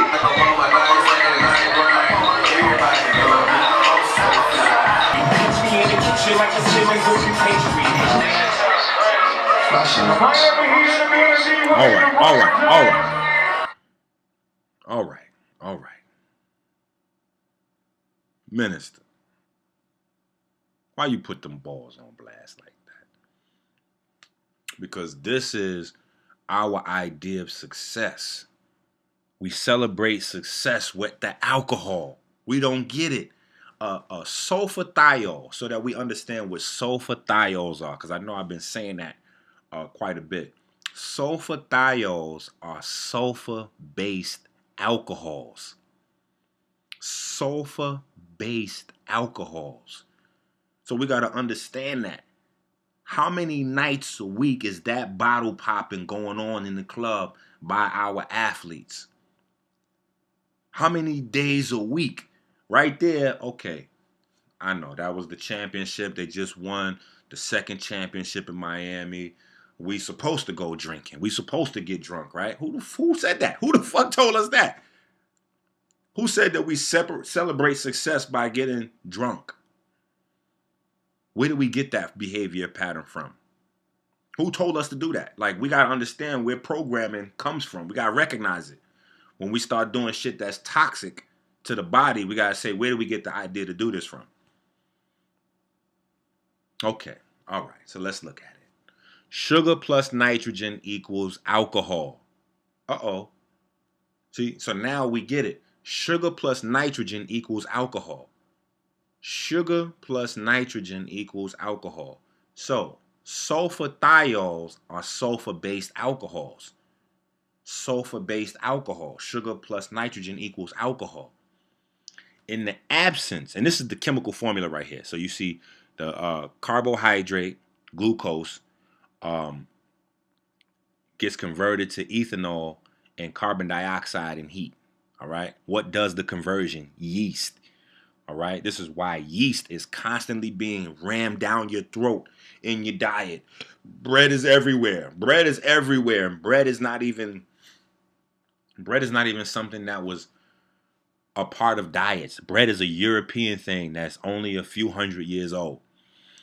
In the absence of free dissolved oxygen, the yeast will continue to breathe by scavenging oxygen from the sugar molecules. All right? So it's not that yeast don't need oxygen, it's that yeast can get oxygen other ways. The yeast does not consume sugar as food, but the other nutrients, the yeast strips oxygen from the sugar molecules in order to avoid suffocating.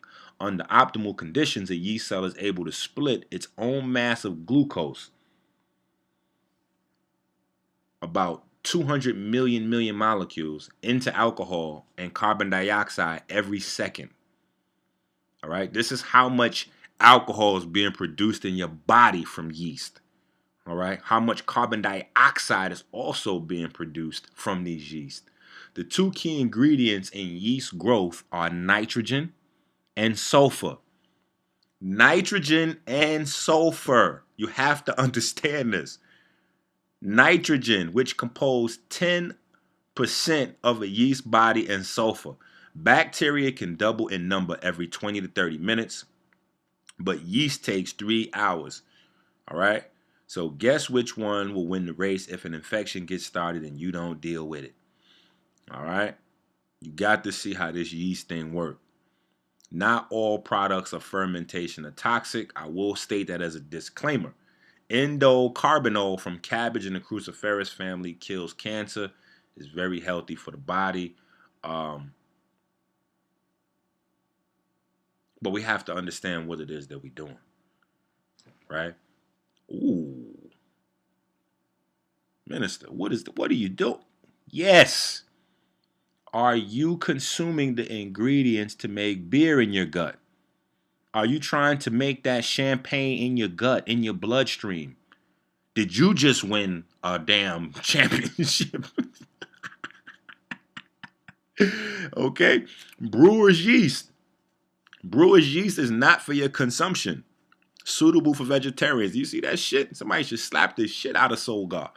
Suitable for vegetarians. Brewer's yeast is not for your consumption. It is to brew, like its name says, alcohol. All right? Now, nutritional yeast. I had to put this here because people are getting crazy about this. There are whole vegetarian restaurants that have beef with Minister Enqi because of me sharing this information with you. All right? Nutritional yeast is only nutritional because they did two things to it. They reduced the bitterness, which means they took the natural minerals out. They reduced the natural mineral compounds. And then they added, look right there where the arrow is, fortified with additional B vitamins.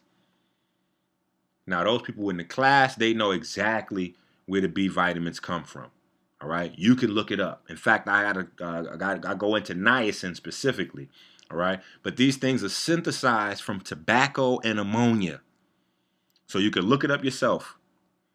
These B vitamins are synthesized from tobacco and ammonia, so they added ammonia and tobacco to yeast for you to consume.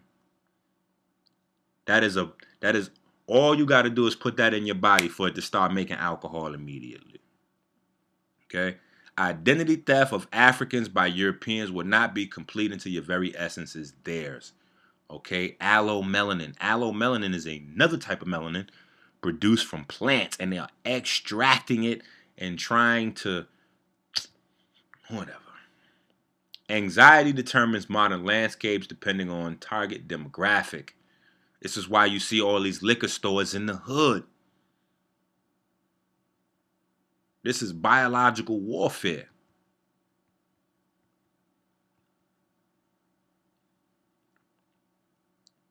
Oh no, we're not gonna go too fast through that. Let me bring that back. And this is why everybody gets to promote alcohol. See, this is a part of the major thing. This is a part of the give and take of success in the Western modality. Unless you are your own man, unless you are an entrepreneur, right? Otherwise, you're going to have to make certain concessions. So look, everybody, let's just do this alcohol deal. And these guys, in their defense, they have no idea what it is that they're doing. They're just growing. Their influence is growing on the people, and because their influence is growing, they see big companies coming to them to offer them contracts to advertise products. That's it. It's not like there's some secret situation where Pitbull, got initiated by Ludacris, and you get too deep and start thinking crazy and weird shit. Okay? These are people that made it out the hood, so they're trying to do good business, and promoting products, product endorsement is a good way to make money. So they have no idea what it is that they're doing. But if you notice, look at the top right corner right there. Famous faces ride for spirits brands. For spirits brands. See, that was the original name of alcohol. Because what alcohol does is it shuts down your electromagnetic grid and allows other spirits to come into your body. See, I don't want to get too spiritual, too deep on you, okay? But this is why if you get too drunk, you won't remember what you did because it wasn't you doing the doing. It was some other entity in charge. And this is why they took spirits off of liquor stores. They took that name down because people were starting to wake up and generate too many questions, right? But this is what you got to see. Push that liquor to them black folks. You got to do it. Yeah, you got to do it. Yeah, you got to do it. You got to push that liquor.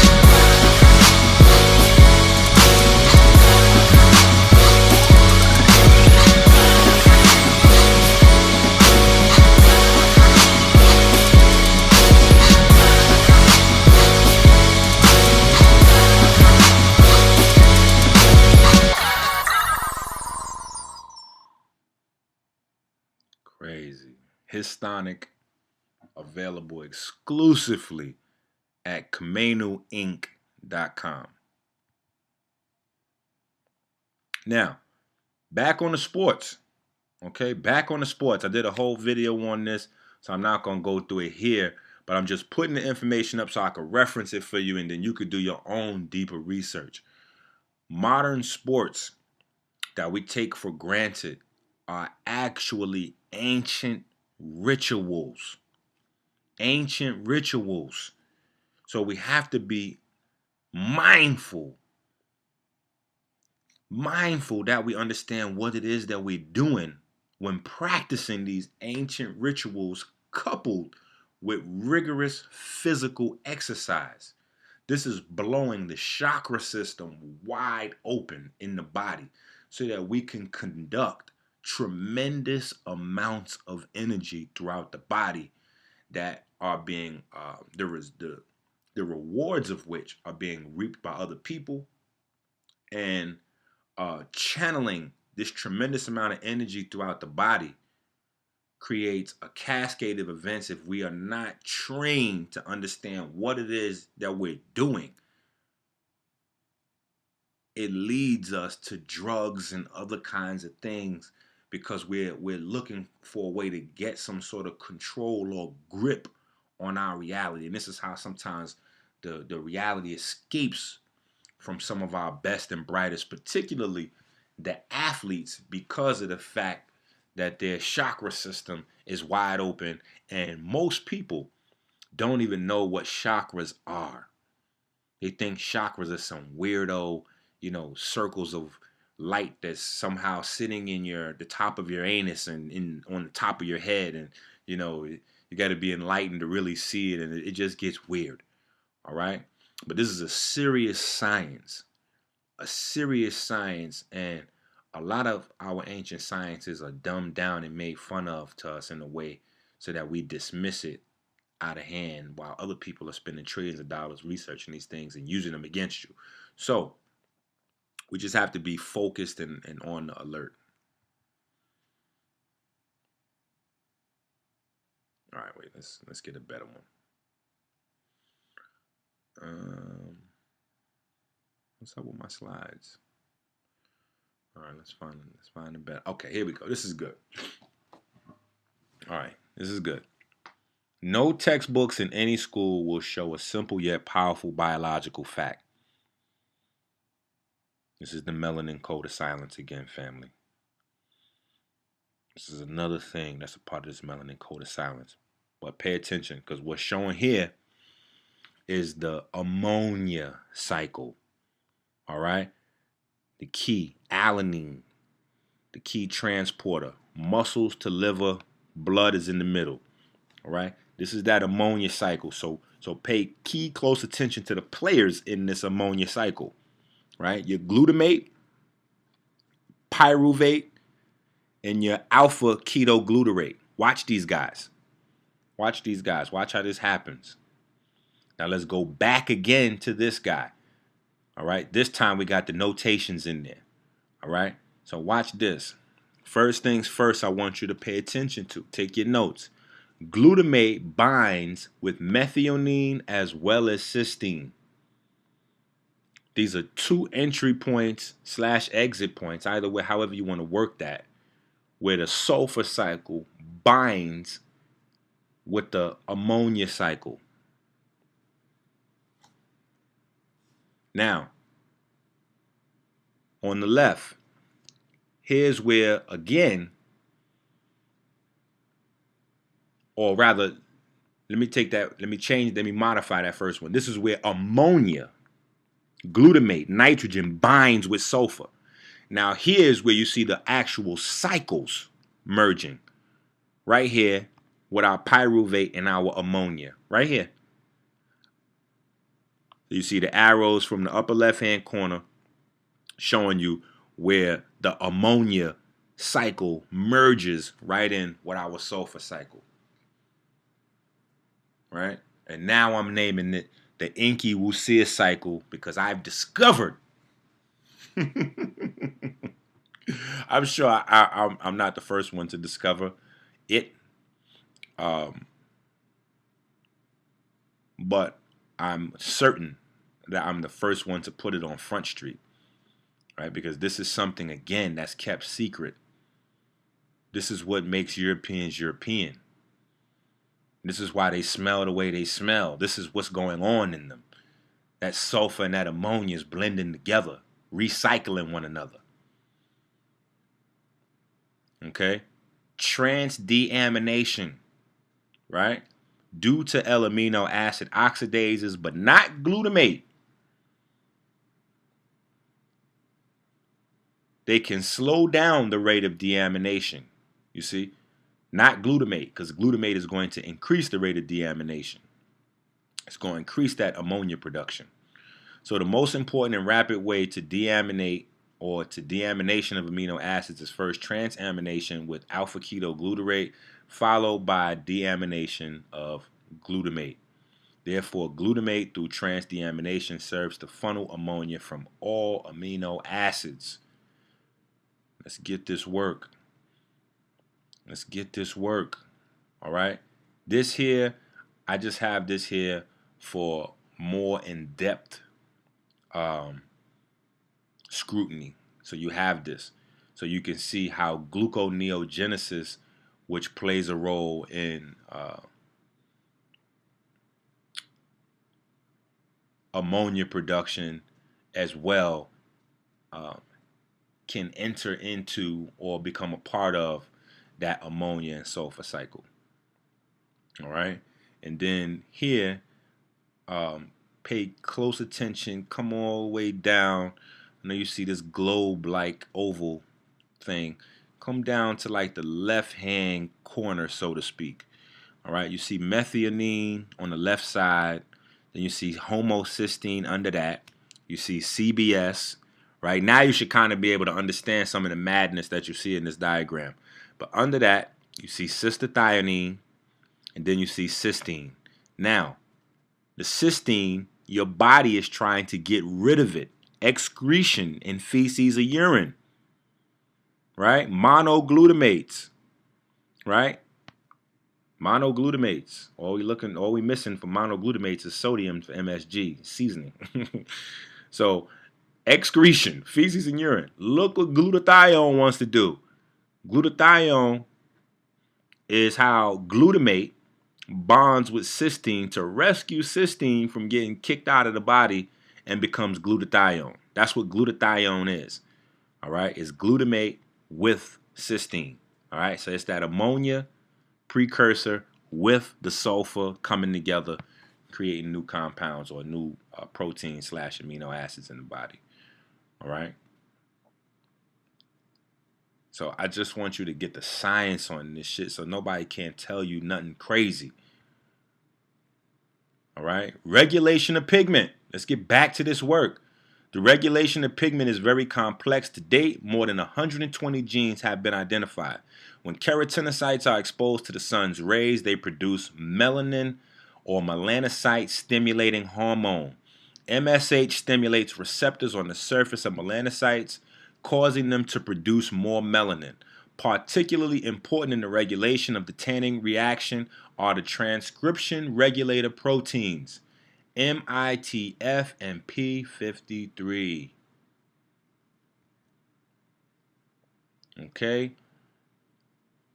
Chromosome number 19. All right? Chromosome number 19 is where the gene that encodes for melanocortin receptors are found. All right? Crucial. MC1R gene provides instructions for making a protein called melanocortin 1 receptor. This receptor plays an important role in normal pigmentation. The receptor is primarily located on the surface of melanocytes, which are specialized cells that produce a pigment called melanin. Melanin is the substance that gives skin, hair, and eyes their color. The gene for the receptor is on chromosome 19. Melanocytes make two forms of melanin, eumelanin and pheomelanin. The relative amounts of these two pigments help determine the color of a person's hair and skin. People who produce mostly eumelanin tend to have brown and black hair and dark skin that tans easily. People who produce mostly pheomelanin tend to have red sometimes blonde hair, freckles, and light-colored skin that tans poorly. Pheomelanin is a compound that gives hair its red color. Melanocortin-1 receptor controls which type of melanin is produced by melanocytes. When the receptor is activated, it triggers a series of chemical reactions inside melanocytes that stimulate these cells to make eumelanin. If the receptor is not activated or blocked, melanocytes make pheomelanin instead of eumelanin. Now, that tells us something else. What has to be present in order to produce pheomelanin? Sulfathiols. What have I already shown you happens with nitric oxide and melanocytes? It destabilizes them. So these compounds that are present destabilize the receptors on the melanocytes, destabilize the receptors on the melanocytes, and thus this is how pheomelanin is produced instead of eumelanin. No enzymes are required. So obviously, again, I have to state, there's no liquid sulfur and ammonia naturally present in brown, black, and yellow people. Obviously, there's not, because there wouldn't be eumelanin production. Common variations or polymorphisms in the MC1R gene are associated with normal differences in skin and hair color. Certain genetic variations are most common in people with red hair, fair skin, freckles, and increased sensitivity to sun exposure. The MC1R polymorphisms reduce the ability of the melanocortin-1 receptor to stimulate eumelanin production, causing melanocytes to make mostly pheomelanin. If only half of the receptors on the melanocyte activate eumelanin production, enough eumelanin is made to produce black or brown hair. So red hair is recessive. The right gene for the receptor protein has to be obtained from each parent to have red hair. I hope y'all getting this work. If the melanocortin receptor is active, it triggers the production of tyrosinase. See? So now it should start fitting in for you, which converts the amino acid tyrosine to dopa all the way on down to eumelanin. Okay? With the enzyme tyrosinase, the product is pheomelanin. All right? So we know what happens now. All right? We know what happens. This is a much shorter shorthand, but you got the longhand already. All right? So chromosome number 11. This is where the TYR gene for tyrosine is. Yeah, the other guy. And then we talked about the chalcogens. Selenium, oxygen, sulfur. What's that name mean? The etymology of chalcogens. Born of copper. Now we look at tyrosine again. What is the relationship of tyrosine to copper? Tyrosinase, the enzyme, is a copper-based enzyme that uses the copper to transform or to attract and bind those oxygens to tyrosine to form dopa. This is how we get. Yo, come on, man. Y'all messing with the God right now, man. That's what I do, man. We don't play no games out here. Okay? The 11th chromosome. Y'all already know the science on that number 11. Okay? This is why. God is in the building. Now, let's look at these genes. Okay? Let's look at these genes. Let's look at these single nucleotide polymorphisms. All right? The TYR gene dominates brain function and all physical characteristics, even melanin. No protein, no melanin, no acid, no life. I need y'all to get that work right there. Dopamine. Dopamine is a hormone and neurotransmitter of the catecholamine and phenylethylamine families that plays a number of important roles in the human brain and body. Its name derives from its chemical structure. It is an amine that is formed by removing a carboxyl group from a molecule of L-dopa. All right? Where do we get the dopa from? Tyrosine and oxygen. Okay? In the brain, dopamine functions as a neurotransmitter, a chemical released by nerve cells to send signals to other nerve cells. The brain includes several distinct dopamine systems, one of which plays a major role in reward motivated behavior. All right? So, this is how drugs are targeted to melanated people. Most types of rewards increase the level of dopamine in the brain, and a variety of addictive drugs increase dopamine neuronal activity. Other brain dopamine systems are involved in motor control and in controlling the release of several other important hormones.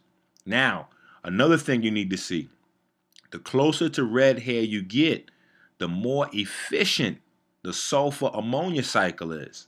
Okay? You quote me on that too. I'm the reference point. All right? And I'm showing you the documentation right in front of you. So it's not blonde. Blonde hair is not the end spectrum. It's red. It's red. It's red. That's why they had them old wars between the Irish and the European, like the Germans.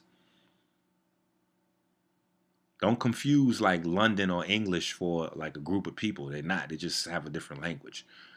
You have the Irish, which is the red hair Caucasians, and then you have the Germans, the blonde hair. Everybody else is just a mix in between. Then you got later on, as mixes started to happen, then you got the black hair and brown hair Caucasians, etc., etc. But the pure blood Caucasian has red hair. All right, that is where the sulfur and the ammonia are at an all-time high. Phytic acid. Let's talk about this.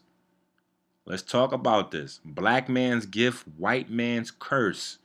All right, phytic acid, tyrosine production, vitamin C. All right, what does that have to do with alpha ketoglutarate acid?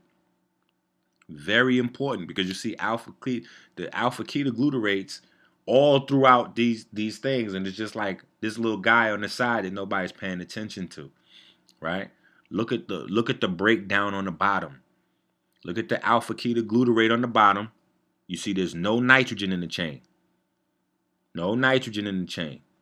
Once you add the ammonia compound, then you get glutamate. Then you get the glutamate, and then glutamin. But prior to that, there's no nitrogen in the compound. So what does alpha ketoglutarate do? Protects melanin, helps create ATP, flushes nitrogen by binding with it, flushes nitrogen, breaks down phytic acid, and pulls ammonia off the brain.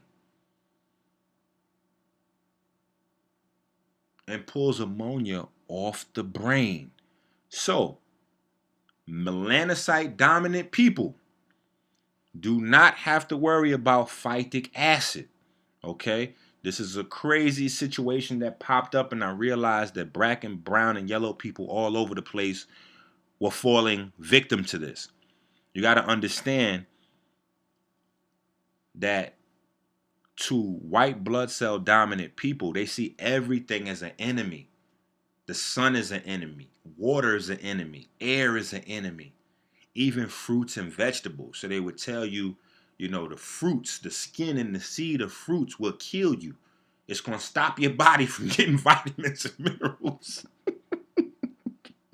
So you got to remove it. You got to do something about these crazy fruits. They out to get niggas. All right? So, no. Melanocyte dominant people do not have to worry about that. We do not have a tyrosine problem. All right? Tyrosine handles that whole situation for us. All right?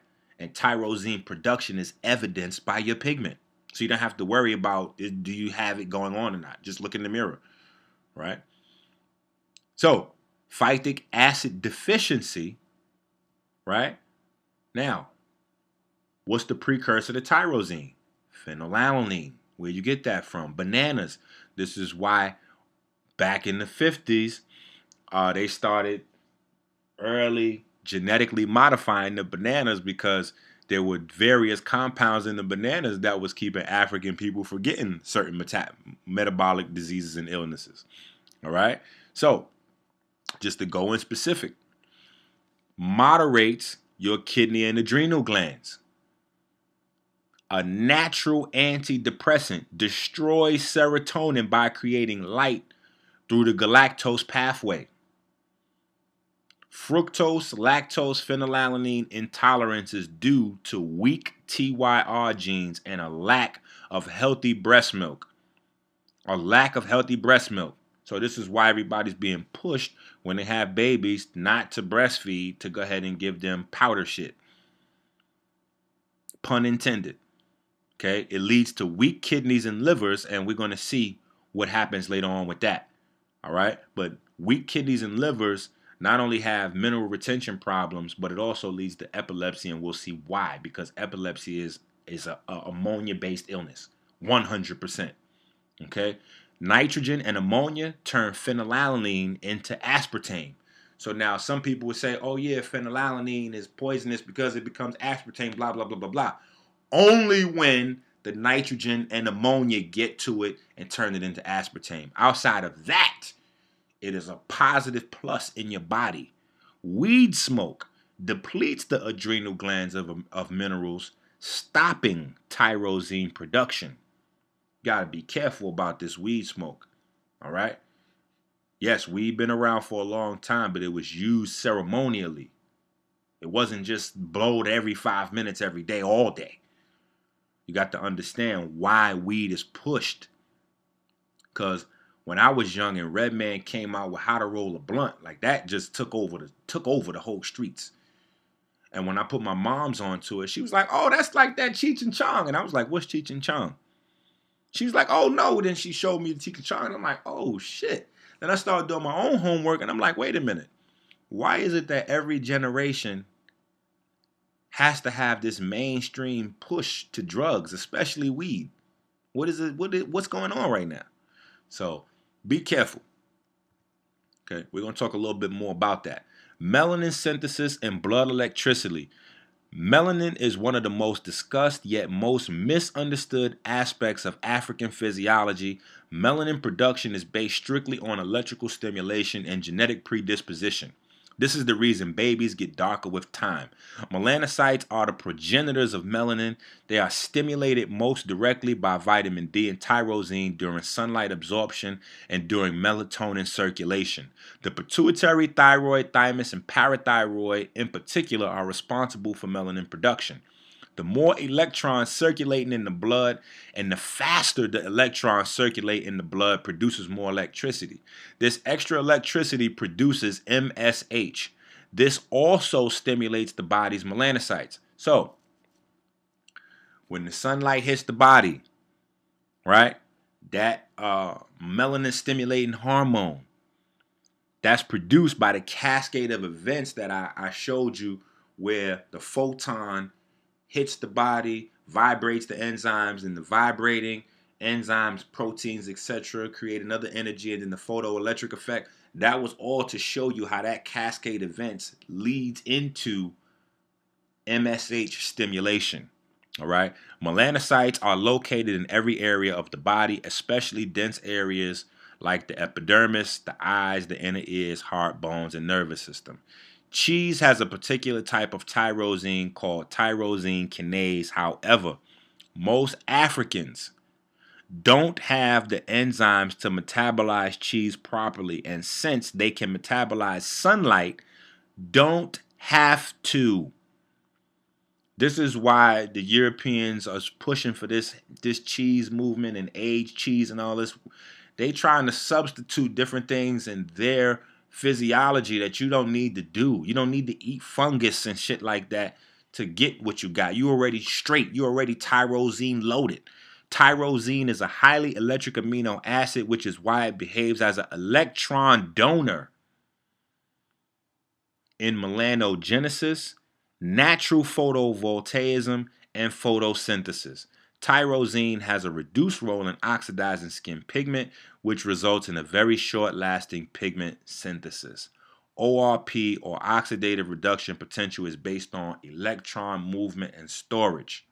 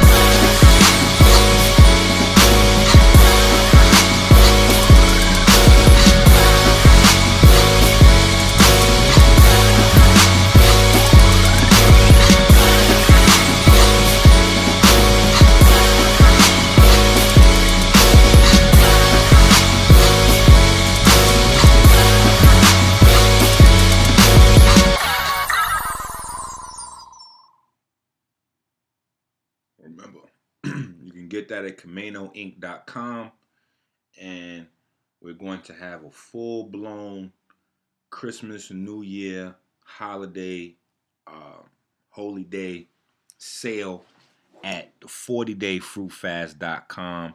So you'll be able to join the God Complex class at a discount, a nice fat discount, save some bread, and let's get it in. All right. Bowel production and cholesterol production are both aspects of the light body, thus are controlled directly by the pituitary gland. All right. And the hypothalamus as well, but the pituitary gland. Bile naturally destroys histamines and inflammation. Bile naturally destroys histamines and inflammation. This is why as soon as your baby is born, they try to get rid of the bile. This is why as soon as anything goes wrong in your body, they try to pull the gallbladder out, etc., etc. All right? And they're trying to terraform inside your body. Okay? We got to get this. All right? Hormones. Endocrine hormones. Exocrine hormones. All right? The difference between the two. Endocrine hormones are secreted directly into the blood. Exocrine secreted into ducts. All right? So what we'll be talking about is those that are controlled by the pituitary. All right? So release from endocrine cells, long latency, long duration of effect, delivered via the blood, diffuse actions. Neurotransmitters, are released from neurons. And although they do the same thing, they provide instructions. Their manner of effect is different. All right, so the hormones go through the blood. The neurotransmitters are different. they kind of go directly to targeted cells, and there are receptors on those cells to receive them. All right, but you gotta be careful because white blood cells got fake neurotransmitters and hormones, and it gets a little crazy. So I'm telling you, it's a full-blown war in your body. All right, the distinction has become blurred. All right, between peptide neurotransmitters and neuromodulators and monoamines, etc., etc. This is what I'm trying to get into. All right. So just to give you some science on the pituitary, because the pituitary gland is being shut down by these nitrogen-based compounds. Okay. So all of these guys here are produced directly by your pituitary gland. Your melanin stimulating hormone, very important to this conversation. Somatotrophin, growth hormone. This is why we're not growing like we should. This is why our growth is stunted, but also the growth hormone has to do with regeneration of tissues, muscles, and bones once we get injured. Prolactin it controls more so for women, breast development and milk lactation, etc., etc. MSH we already discussed. And then you got these other guys, luteinizing hormone and follicle stimulating hormone, etc., etc. They play a role in gender and etc. and all that kind of stuff. But come on down. You see control kidney function in red, highlighted. Vasopressin, very important. All right. Now, look at these guys. Test subjects. What did they do? By manipulating the hormones, all right, they figured out how to actually turn male genitalia to female genitalia. You see? All right? Just by adding nitrogen and nitrogen-based compounds in and changing the hormone patterns. Okay? You start to see the penis shrink and then become a vagina again. So, very important to understand this science. Neuroendocrine cell bodies in the hypothalamus produce, releasing, and inhibiting hormones, which are released from the axon terminals that synapse on the primary plexus of the portal system. The hormones travel via the portal veins to the anterior pituitary. Hormone-producing cells in the anterior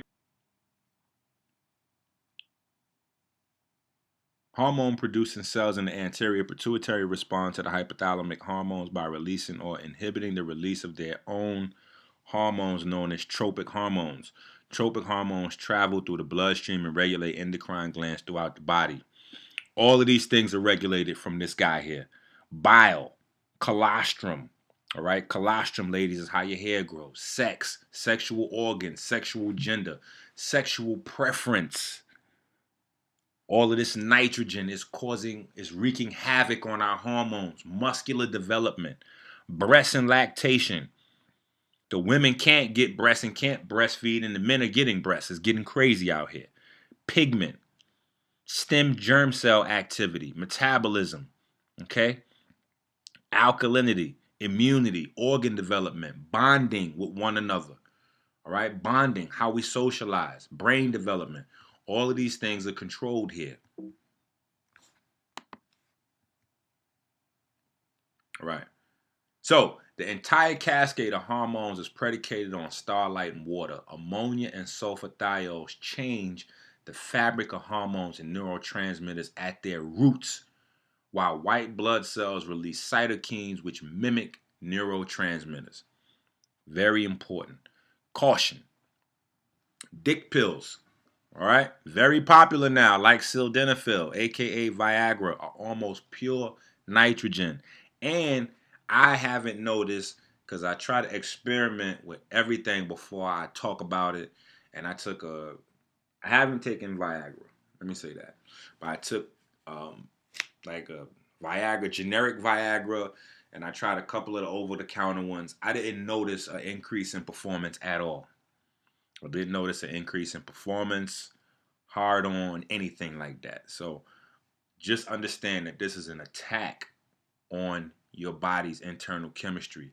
Now, what I will say is a lot of times we incorporate sex and drugs, even if it's just weed, into our alcohol and drugs, even if it's just weed, into our sex.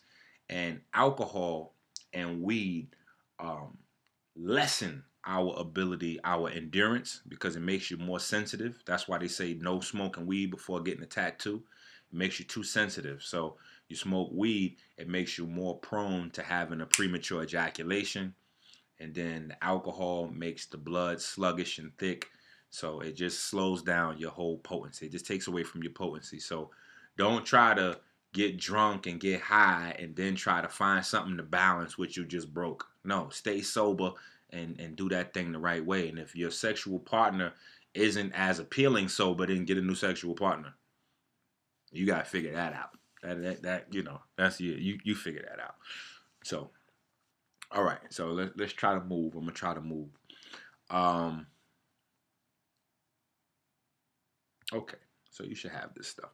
The functions of the pituitary and hypothalamus glands are regulated by the circadian rhythms. All right, what regulates circadian rhythms? The pineal. Okay, now let's get into some fun stuff. The horns of Amun. Yes, in your biology, the horns of Amun are the seat of the emotional information or emotional information integration, known as your limbic system. So you can look that up. Horns of Amun in your brain. All right. What are emotions? Emotions are the sensation of the electricity and the quality of electricity flowing through the body. Amun proteins.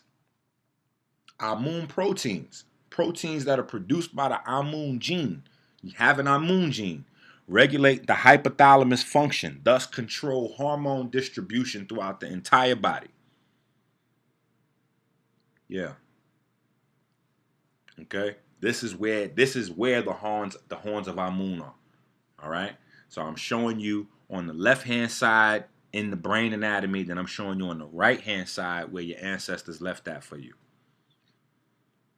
The pineal is a hollow piece of flesh carrying piezochromatic, when compressed, piezochromatic, which means that it releases different colors and images, pictures. That's what piezochromatic means.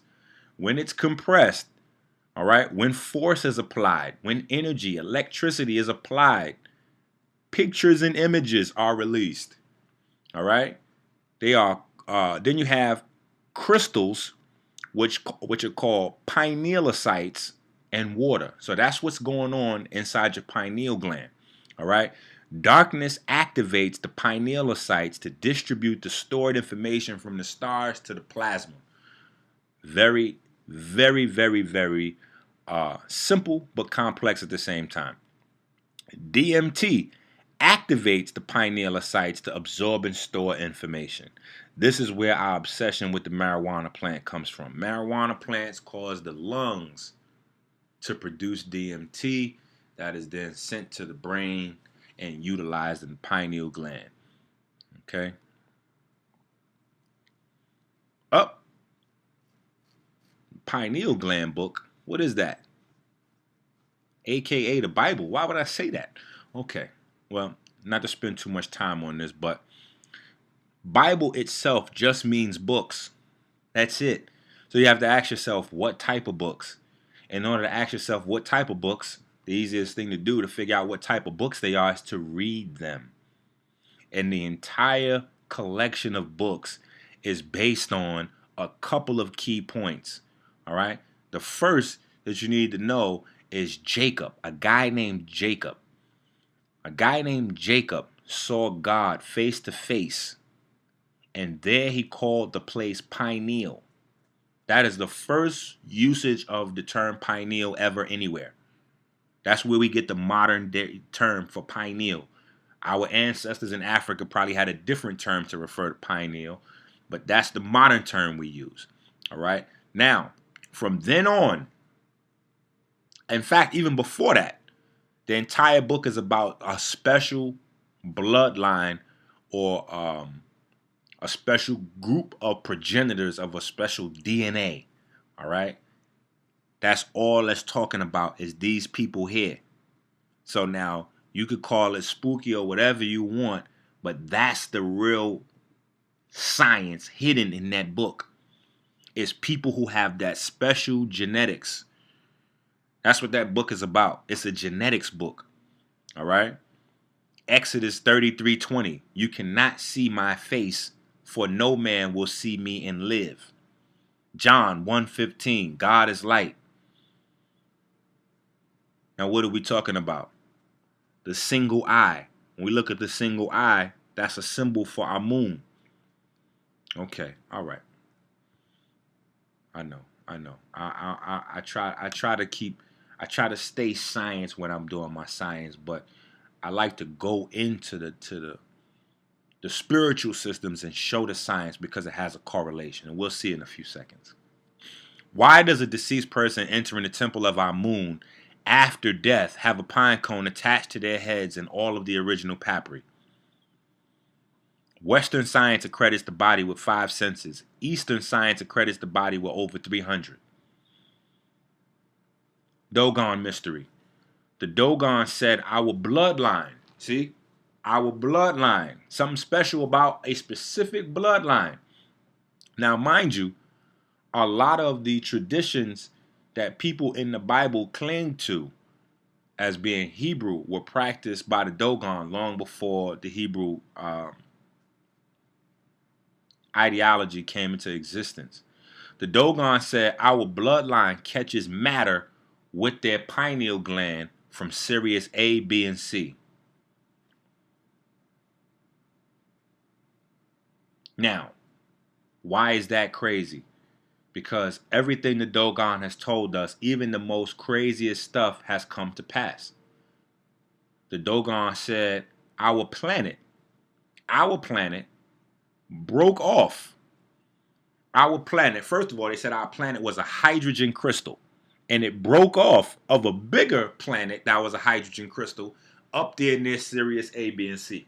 Now, that was ridiculed as pseudoscience, and to some of our less educated people, it still may be ridiculed until they open up a book and do some new research, right? Just recently, they found the hydrogen crystal. They just recently found the hydrogen crystal that this planet is made of. It's called ringwoodite. Ringwoodite.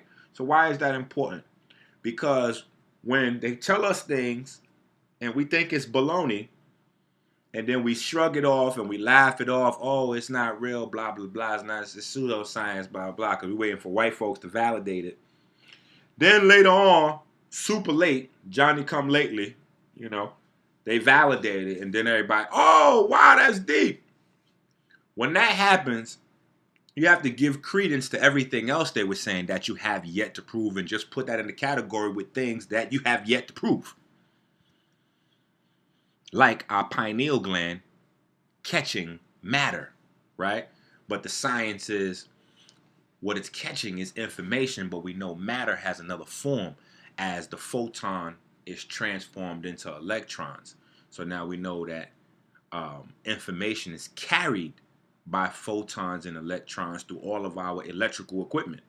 No different than it is in the brain and the body. So when those photons come, that black light comes, that activates the pineal, that's carrying information that then is transduced into actual electric impulses that our brain can use, etc., etc., etc. Anyway, pineoline, that lean with it, rock with it. Pineoline is a brain detoxifier produced by the pineal gland, and not only is it a brain detoxifier, it activates neurogenesis as well as neuromelanogenesis. All right. Also, melatonin produced in the pineal gland, not melanin, melatonin, which is a cellular detoxifier, helps repair. It also acts with superoxide dismutase to activate telomerase.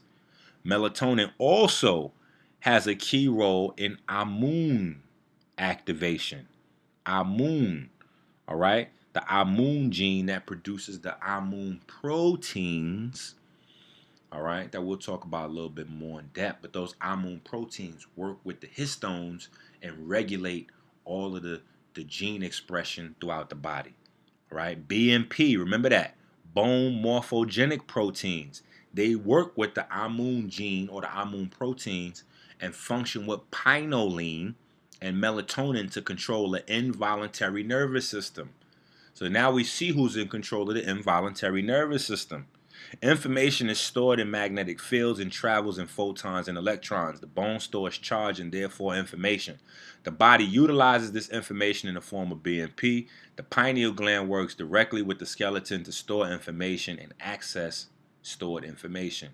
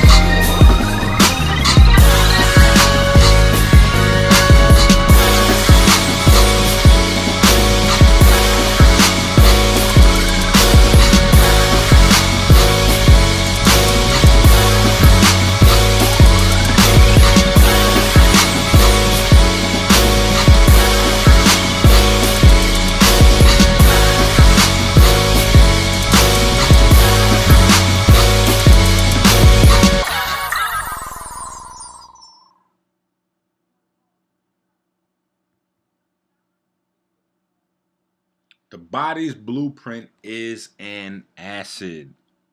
Okay, DNA is an acid. So who or what writes the blueprint? The Ogdo. This is why I like to go into these spiritual systems, because there's so much beautiful science that we're missing out on. When our ancestors told us that a tomb, the self-created,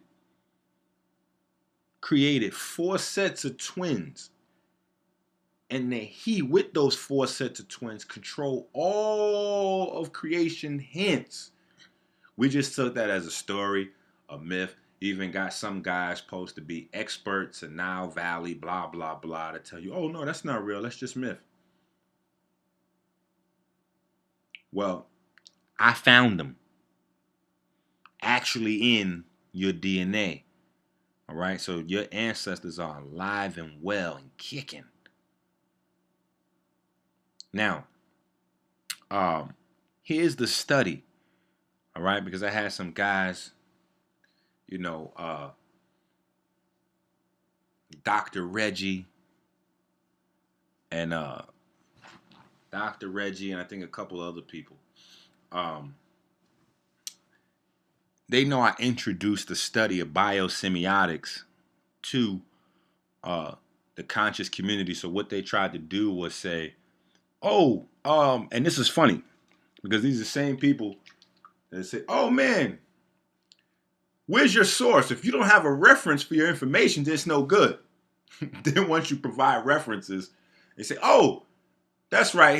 He's not really that smart. He's getting that stuff from those people right there. So you damned if you do, damned if you don't. But the real problem is jealousy. So without getting too deep into that, here's the real origins, because they tried to attribute the entire study of biosemiotics just to discredit me and what I bring to the table, to a white woman named Judy King. And I read Judy King. I love Judy King's work. But I also read the rest of biosemiotics and study biosemiotics as a whole. If you look down on the right, the International Journal of the Humanities is written by Judy King. So, not to take away from anything she's doing, but, these guys sometimes. So anyway, let me show you the origin of this, and this is why you have to do this study. The National Socialist Party, the Nazi Party, all right? I'm going to try to get through this. I'm going to try to speed you through this.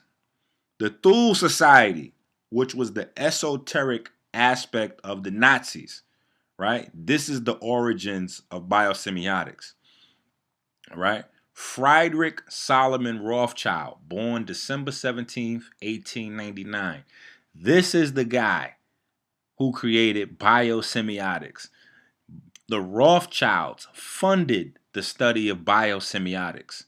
So there's no one European that could interpret the Medu Neter or the hieroglyphs alone. This is a group effort funded by the Rothschilds. So we have to understand this ancestral information that we shrug off, that a lot of these idiots call pseudoscience, is obviously not that pseudo, because somebody's investing trillions of dollars in decoding it. Why? Why? Why? Okay. I'll tell you why. Let's get to this work. All right? Let's get to this work. This is what your DNA on the left-hand side on the bottom right here. This is what your DNA, what people tell you DNA looks like, the winding staircase. That is such a fraud. That is not what your DNA looks like. Okay? Jump all the way over to the right-hand side and you'll see nucleosomes. That's what your DNA looks like. That string wound around those balls, that's what your DNA looks like. Those balls are the histones, right? You have four sets of them, all right? You have an H1 histone and then four sets. Here's a better picture. This is the H1 histone right here. This green guy right here with the red band. That red band is your DNA. This green guy is the H1 histone. These four sets of balls are the four sets of twins that are generated from this H1 histone. All right? So the H1, the hidden one, right there. Right there. I'm not making any of this up. The core of 8 histone molecules, right? These are the guys that write the information into the DNA. It's how information gets into DNA. These are the guys that put it there. All right? Now, let's go back to this. This is a side view. When you look at the shin is a top-down view of H1 histones. All right? The shin means everlasting life, a circuit. Now, the crazy thing is, a Coptic word for this is wine, but that'll be relevant later on. The shin is almost always seen with Horus, signifying its electric nature and relationship to the light body. All right, Shenu, which is the elongated shin, all the way to the left, where my name is. That's a shin. The elongated one, called the cartouche or the Shenu, means everlasting protection in life or magic incantation, which refers to a potential carried in the bloodline, which is why there were no cartouches made for foreign pharaohs and kings in Egypt. They didn't have the bloodline, so they didn't get a cartouche. All right. So when you think about the science, what a better way to protect oneself from evil, which manifests as ailments, than in the DNA. Right? This is how they saw evil manifesting. This is how demons, this is how they saw that. When a person got sick, they were vexed with demons. Right? That's what they refer to those things as, what we would call viruses and bacteria, fungus, etc. They called those demons. So when you look at protecting oneself from evil, that type of evil, which would hinder one's life or one's flourishing, one's ability to flourish, right? The swaj in Egypt, which means greening and flourishing at the same time, because internal greening is how you stay healthy. But you see the understanding of the science encoded right there, right in the histone. And now today, the intermediary between the histones and activating of gene sequences on DNA is called the Ammonia gene and the Ammonia proteins. So you can look all this stuff up. All right. So some of this stuff we're going to skip. So I want to get to the meat and potatoes. All right, epigenetics. Epigenetics, the science of how new information gets written into the DNA, like inbred fear of white folks and self-hate. All right. This is information being recorded through the sensory systems of the body into the plasma. The plasma is relating that information to the histones. The histones are writing that into history, and it's being recorded and written into DNA. Okay, this is how that system works.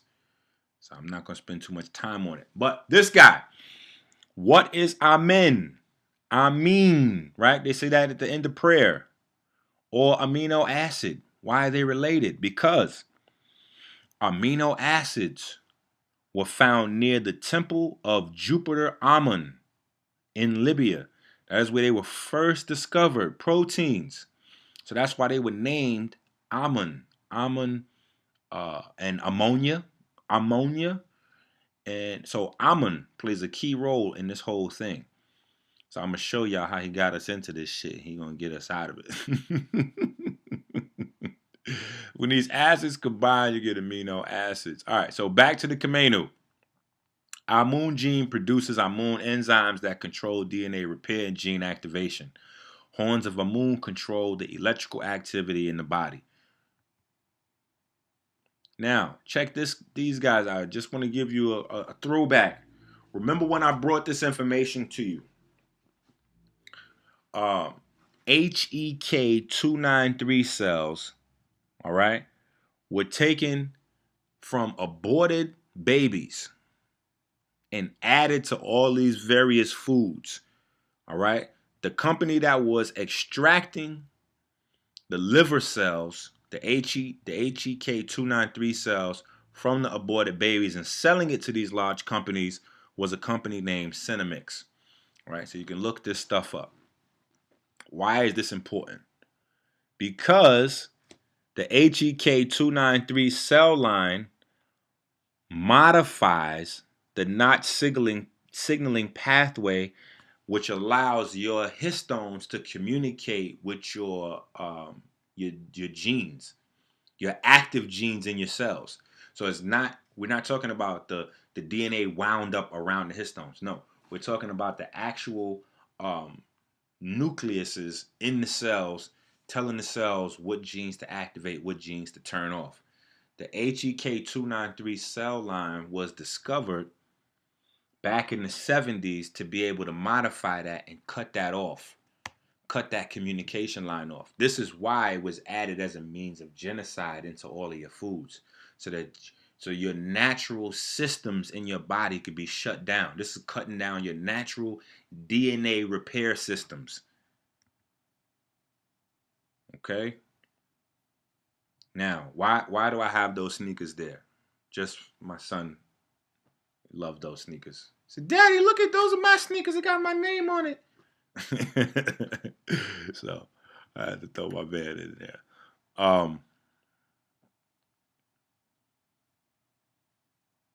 Just for my iKing family. I just got to throw that in there for my iKing family. And for those of you who aren't aware, get the iKing book. It's on the website, 40dayfruitfast.com, and you'll be able to see how the 4 sets of twins were then not only in the biology and our science, but also in the Asian sciences as well.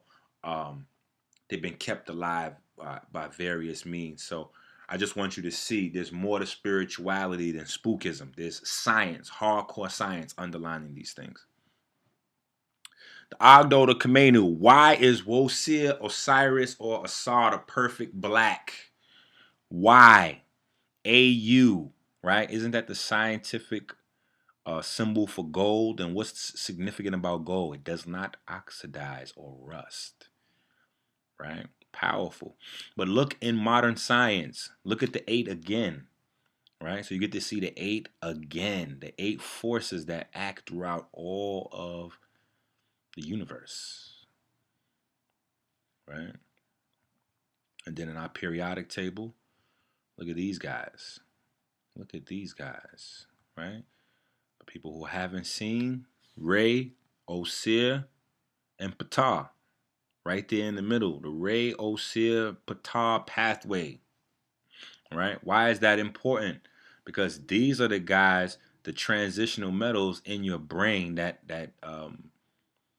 function with the pineal, etc., for light transmission. Without these guys, you'd be brain dead. Okay? DNA versus the histones. Why do we have to have this conversation? Because Western science posits DNA as the primary cause. Behind that is the no God theory, right? There is no God controlling anything. There's no higher forces. There's just DNA, and whatever your DNA says, you're locked into. So if you have the BRCA1 gene or the BRCA2 gene, it's a guarantee you're going to get breast cancer. And we all know that's not true because only 25% of the women that have the BRCA1 or BRCA2 genes actually get breast cancer. So DNA cannot be the end-all be-all, right? And now you know that the histones are actually writing the information into the DNA, and that's happening on a day-to-day basis via the plasma and the other sensory equipment throughout the body.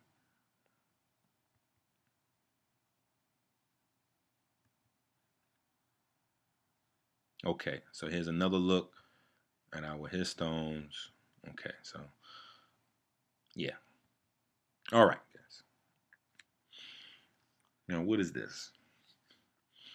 Bas relief from the tomb of T at Sakura. Why do I have this here? Just to show that our ancestors had a thorough knowledge of electromagnetism. That's all this is here for. Those are catfish. Catfish are electromagnetic fish. Very important for you to understand. Our ancestors knew this science. That's why in the story of Usir, Asar, or Osiris, it was a catfish that swallowed his penis. We need to get that. All right? But I'm going to try to move us along a little bit. Black Eugenicist International. Today, the movement grew big. It shrunk small. It grew big. It shrunk small again, but we still here. Protons, neutrons, and electrons are particle aspects of waves. With the exception of the electron, these are carrier waves for smaller frequencies. Electrons, photons, quarks, etc. are smaller frequencies that embed themselves in larger waves. That is Minister Enqi again, original research, right? So as science catches up to that, you'll have that already. Okay, there's no particle or wave. The particle is a part of the wave. It's all one thing. All right, UVA, UVB, UVC come from the sun, X-rays and gamma rays come from atoms. Electrons emit X-rays. Nuclei emit gamma rays. You have to understand this. This is how you can light up. This is how we can illuminate. A vacuum tube, which is used for all modern technology, can emit all forms of radiation. Our body's a vacuum tube. When your ancestors called themselves black, were they referring to a color? No. Black is a process. They were telling you that they are not only capable of the process, but a part of the process. This is where I came with my magnus opus, the Enqi equation. Singularity defined by the golden spiral, which is the Wu sound in the Medu Neter, the hidden letter, divided by infinity. Singularity divided by infinity equals your unique perception. Okay? Your unique perception, your you-ness. Okay? This defines the point from which all waves spring, i.e. future, past, present, time, and space. When you look at the Western modality, right, they come with this observer crap, right? They're just an observer. And all things are happening, there's observers there. No. Okay?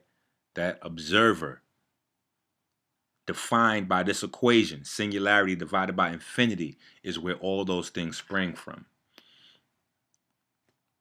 So, the Fourier transform, the 4, right? You see it right there encoded in the word. The 4, again, 4 sets of twins, right? The 1 over 137 fine structure constant, how waves combine, all right, which is the European interpretation of the hieroglyph for the waters anew. Okay, the fine structure constant, how waves combine, the Fourier transform, all right? So you have to understand, that's all this is about. Electromagnetic coupling, that means how waves combine. Simple science, how waves combine. When all of the electromagnetic waves combine, they produce that blackness. The Fourier transform is how you single out various frequencies within that modality, all right? So if you look at the eye is broken into that 8 and 1 arrangement. All right, just giving you a speed through, because I've been teaching the same thing for 5 years already, 6 years. So people should get this. All right, the hands and the bones in the hand, the skin every 8 years. How the original fertilized cell multiplies in pregnancy. In your hair, those of us that have hair. 8 cuticle, 8. Let me bring that back. I'll be going too damn fast.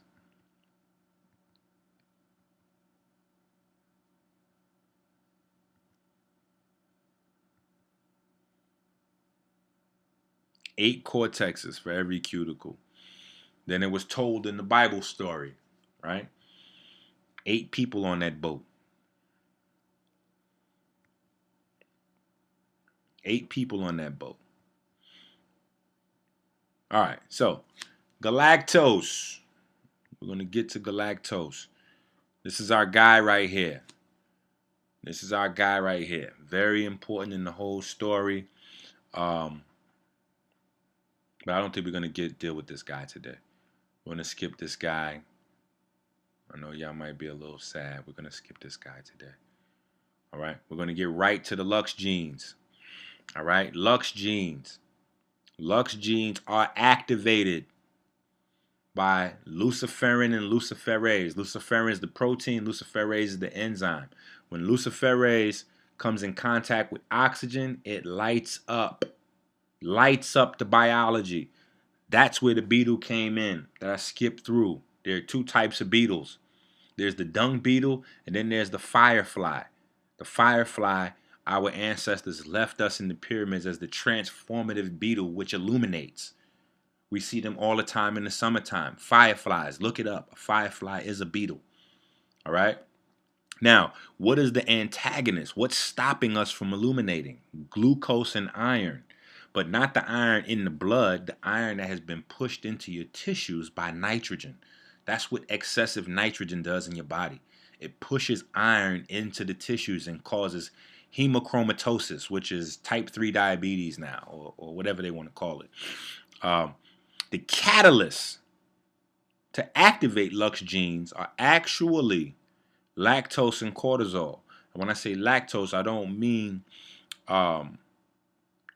milk protein. I mean the galactose that's in the actual milk.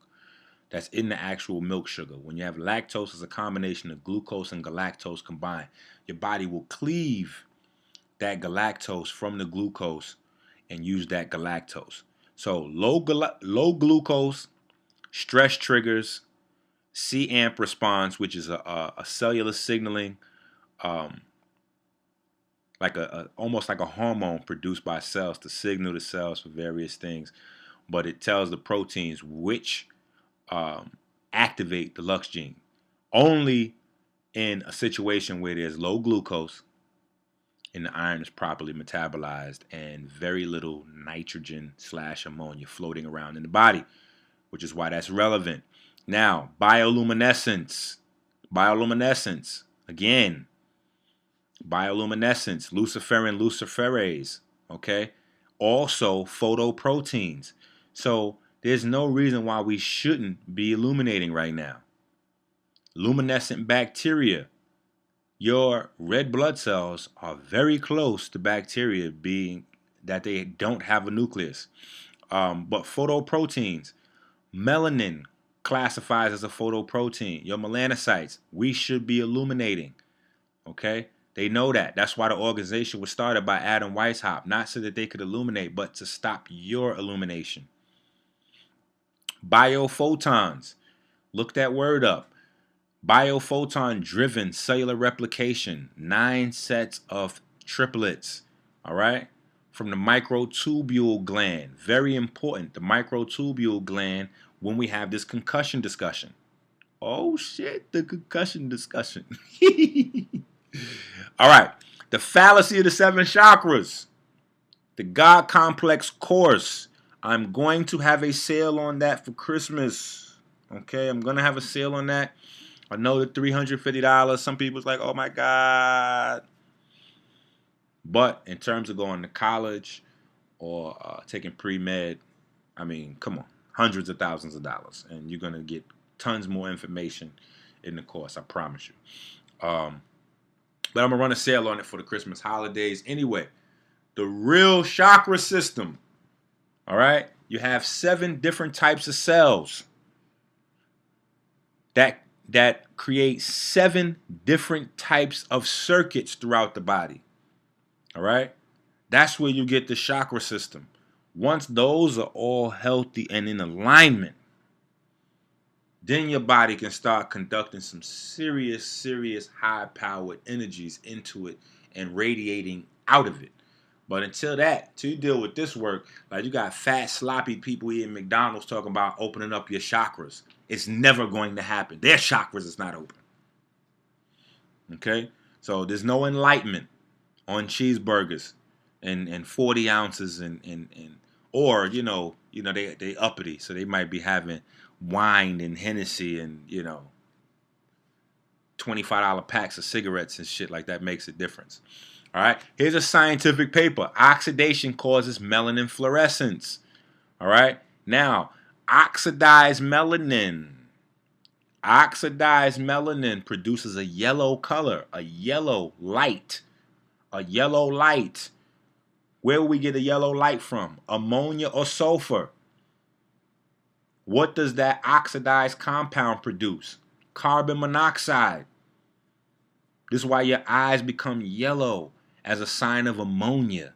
Even getting high produces that yellowness in the eye. If you do it long enough, your eyes won't go back white. Okay? So understand this produces a cascade, a wave of ammonia throughout the body, especially when you wrap in cigars and blunt wraps. All right?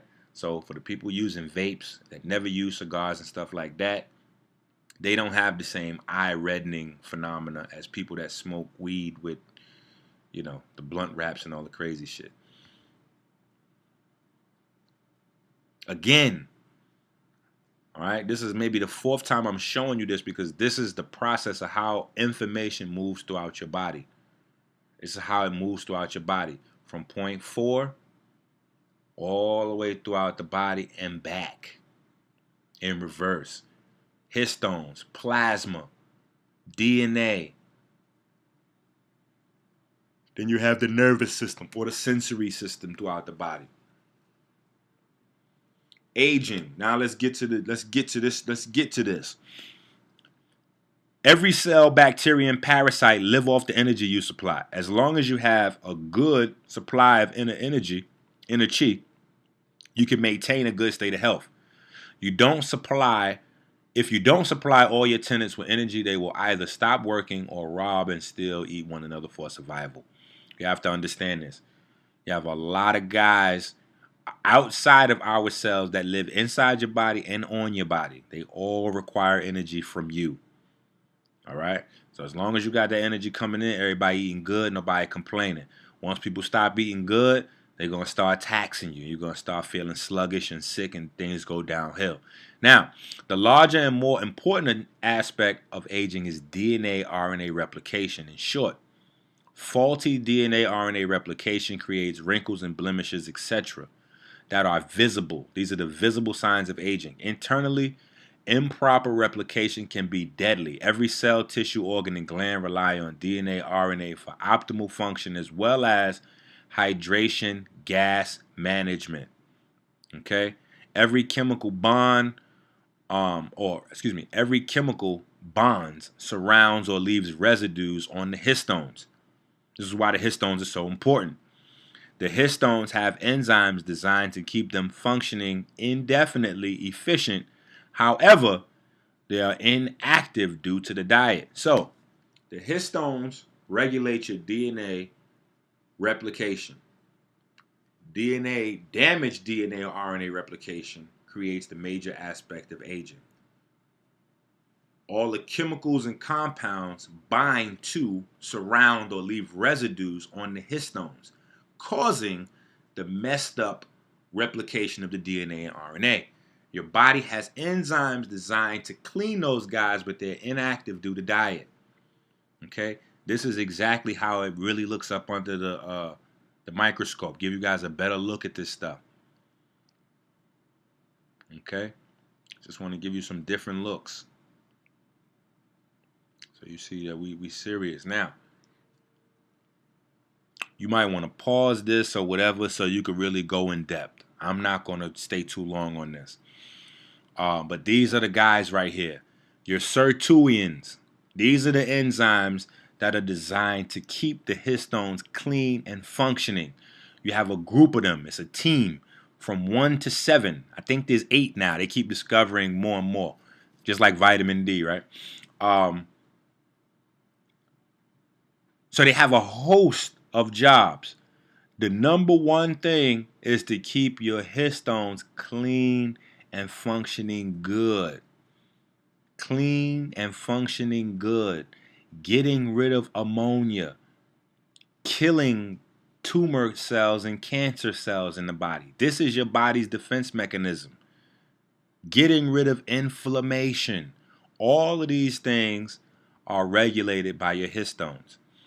All of these things are taken care of when your sirtuin enzymes are functioning like they're supposed to. Now look at that P53. That P53 keep on popping up, huh? Anti-aging enzyme. Just give you a bigger close-up look at it. All right? Bigger close-up look at it. Your anti-aging enzyme. Sirtuin. The original immune system. Thymus, thyroid, and parathyroid. The brain. Electrical generator and translator.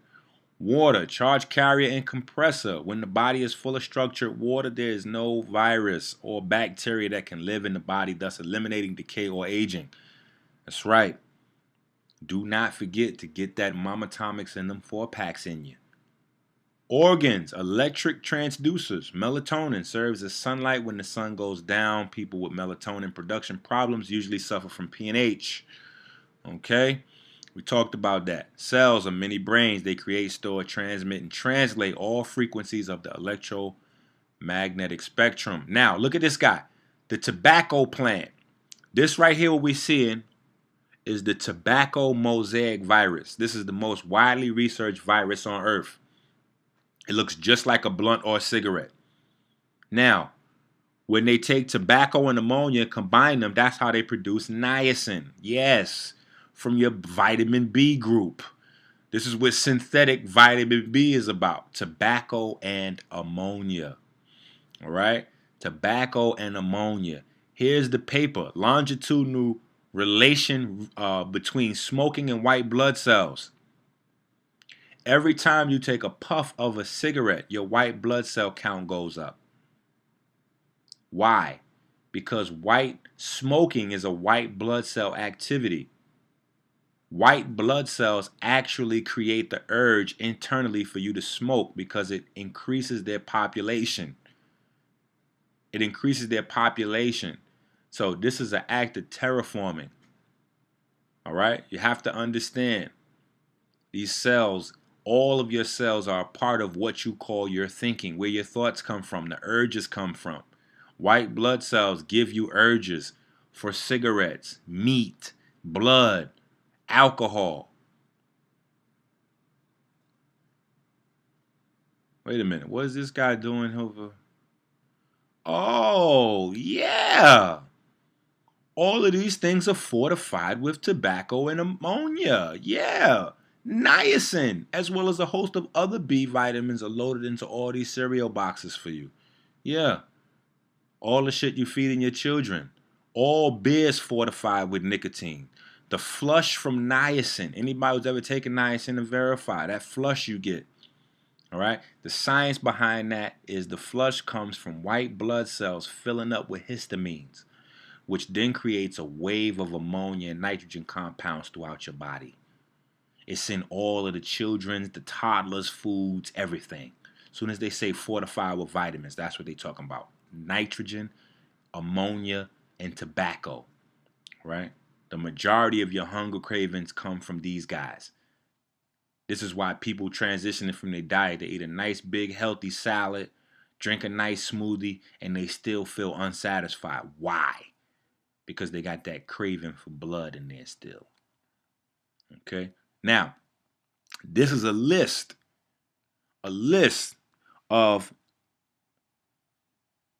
the damage that chemicals do when they bind to the histones. Okay? Chemical, an adjective and a suffix. Chem, meaning blackness. The suffix, pertaining to or affecting. So, anything that pertaining to or affecting the blackness. Right? Chemicals. Cellular atrophy, apoptosis. Division obsessed cells. Immortal cells. Mitochondrial mutations. Intracellular junk. Extracellular junk, extracellular calcification. These are the 7 results of the chemicals that bind to the histones. All right? So, really quick, these are real-time examples. Cancer, 2, 3, and 5, meaning division-obsessed cells, immortal cells, and intracellular junk. Right? That is cancer. Heart disease, 1, 5, 6, and 7. It's a party, right? Cellular atrophy, apoptosis, intracellular junk, and extracellular calcification. Alzheimer's, 1, 5, and 6. Cellular atrophy, intracellular junk, and extracellular junk. And that, well, we'll talk about it in a little while. That extracellular and intracellular junk, those acids, those toxins actually have a profound effect on your melanin. And here we go. Right? Let's get to the star of the show, the guy causing all the confusion in the white world right now, Will Smith. Right? Concussion. What are the specifics? What's the skinny on a concussion? The science. Tau proteins are choking the microtubule system. The microtubule system is the cellular nervous system that conducts electrons, misnomered oxygen, right? The melanin centers in the brain begin to turn white due to the melanin being converted into adrenaline, which is a nitrogen-based compound.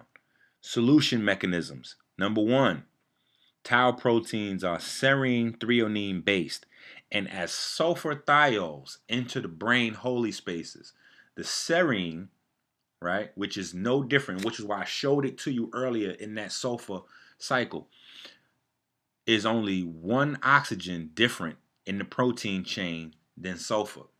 So what happens is as the sulfur comes in, that oxygen is replaced by sulfur and changes the nature of the serine, and that's why the tau proteins then, once modified, start to choke the brain by choking, strangling the microtubule system and not letting any electrons flow throughout the brain. Physical death, okay? Physical death, yes. Everyone who's experienced a concussion experienced a physical death, which is a break in the circuit. Your body's electric. You have a circuit. When you get that impact, boom, that impact short circuits the electromagnetic grid in the body. All right? That creates a cascade of rigor mortis. All right? The pigment centers begin going back to carboxylic acids, and ammonia compounds are the first stop. All right? So, let's take it back and do it. Let's go through it again. The concussion cascade. Neuromelanin gets converted to adrenaline. The substantia nigra and the locus coeruleus or ceruleus become white as their pigment is converted into adrenaline and pumped into the cerebral spinal fluid. All right, the SN is black, the LC is purple. The same way oxygen infuses electrons into biological systems causing growth, nitrogen pulls electrons out of biological systems causing atrophy, which is shrinking and wrinkling. The PSC, which is nitrogen base, and the CTE, which is inflammation base, turn, and those are the post-concussion syndromes. Actually, that's actually what that's named, post-concussion syndrome and chronic traumatic encephalopathy. Turn the CSF and the cerebral spinal fluid in the nervous system into a distribution system for ammonia and nitrogen, which causes advanced aging, muscle tissue, and skeletal decay. You got to get this work. I know it's tough to get through it all. I'm trying to make it as easy as possible. Adrenaline in and on the brain renders iron useless and depletes magnesium. The body tries to compensate by sending more blood to the brain, and this is where you get the creation of tumors, blood clots, and lesions. This is what we've been hard at work on, giving you that solution. Okay? Now, sulfathiol and ammonia-based compounds also create high levels of carbon monoxide by dramatically speeding up the oxidation of carbon in the brain, and a bad diet works just as good as a concussion for this. The symptoms mask themselves as dehydration, all right, because when you put more water in the body, it dilutes the ammonia, slowing down the oxidization of the carbon throughout the body, slowing down the production of carbon monoxide, also allowing your body to flush those areas. So usually if you drink a bunch of water and take a nap, then you wake up feeling fine, all right, because also when you take a nap, you lay down. And when you lay down, the gas that was trapped in the top of the skull actually gets to dissipate a little bit, and it also gets to readjust itself throughout the entire body, which takes the pressure off the brain and gets rid of the headache. So all of this stuff is genocide. I'm trying to explain this to you, man. Now, carbon monoxide, okay? I did not pay $40 to get the research, but I'm just giving you a place where you can go grab it. Carbon monoxide, does fetal exposure cause sudden infant death syndrome? Okay, I've been showing you a variety of reasons, especially in the book Vegan Babies, why, and you can get the Vegan Babies book at 40dayfruitfast.com, but why, and of course, all of the students get Vegan Babies for free in the God Complex. But why it is that sudden infant death syndrome seems to affect black babies more than everybody else. Here is just another reason. All right? Infants don't have the kidney and liver activity of adults. nor do they have the enzymes to metabolize sulfur and ammonia like adults. Okay, now take a look at this. Iodine versus nitrogen. Iodine versus nitrogen. This is the key right here. We're not getting that iodine into our diet. We don't even look at sea vegetables. Where can you get that from? It's in the histonic. Where can you get that potassium from? It's in the histonic. You see? So we're making sure that we have the compound. We got you smothered, covered, and fried, laid to the side. You heard me? All right. Carbon melanin transfer information in the form of hexagonal magnetic fields to and from the plasma of the body to the various mineral cells, tissues, organs, and glands. This is why it's so crucial to understand how these minerals play a role in your body. Aluminum destroys melanocytes. Nitrogen destroys melanocytes. You got to get this. All right. Now, here's the key. Look at this. P53, if you remember, that guy kept on popping up. P53, along with your selenium-based proteins and enzymes, kill tumor and cancer when the genes are turned on. So now, who's controlling the genes being turned on? The histones with the Ammonia gene through the NOT signaling pathway.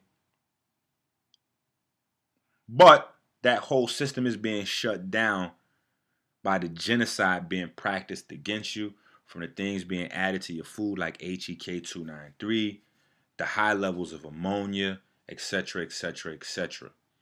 Okay? This is how iodides, bromides, chlorides, and phosphates work in the body. I'm giving you the super details, the breakdown, so you can see how this stuff works. Okay? How selenium and copper bind up glutamine and arginine and get them jokers up out of the body. Bromides. All right? Just so you get it. All right? Iodides regulate cellular oxidation. Bromides keep the body connected to the EM spectrum. Lack thereof can create epileptic seizures. Chlorides are always acids. However, in the body, they maintain pH balance and hydrochloric acid so you can digest your food. Phosphates are awesome for electrical conductivity. Therefore, phosphates facilitate bioelectric integrity in the body. Okay? You got to get this work over here. Okay? Here's our guy. All right? Dr. Bennett Omalu. All right? What were they telling Dr. Bennett Omalu? Oh, that's pseudoscience. You must be practicing voodoo. You a witch doctor. That's not real. That's not, where's your references? He's like, yo, how do I have a reference for something I discovered? What's wrong with you people? It's weird. Like I experienced that conversation somewhere. Oh no, I know why I got that. Yeah, that's what Minister Enqi deals with. Oh, wait a minute. That's what Dr. Sebi dealt with in the 80s. Oh, I see a recurring theme.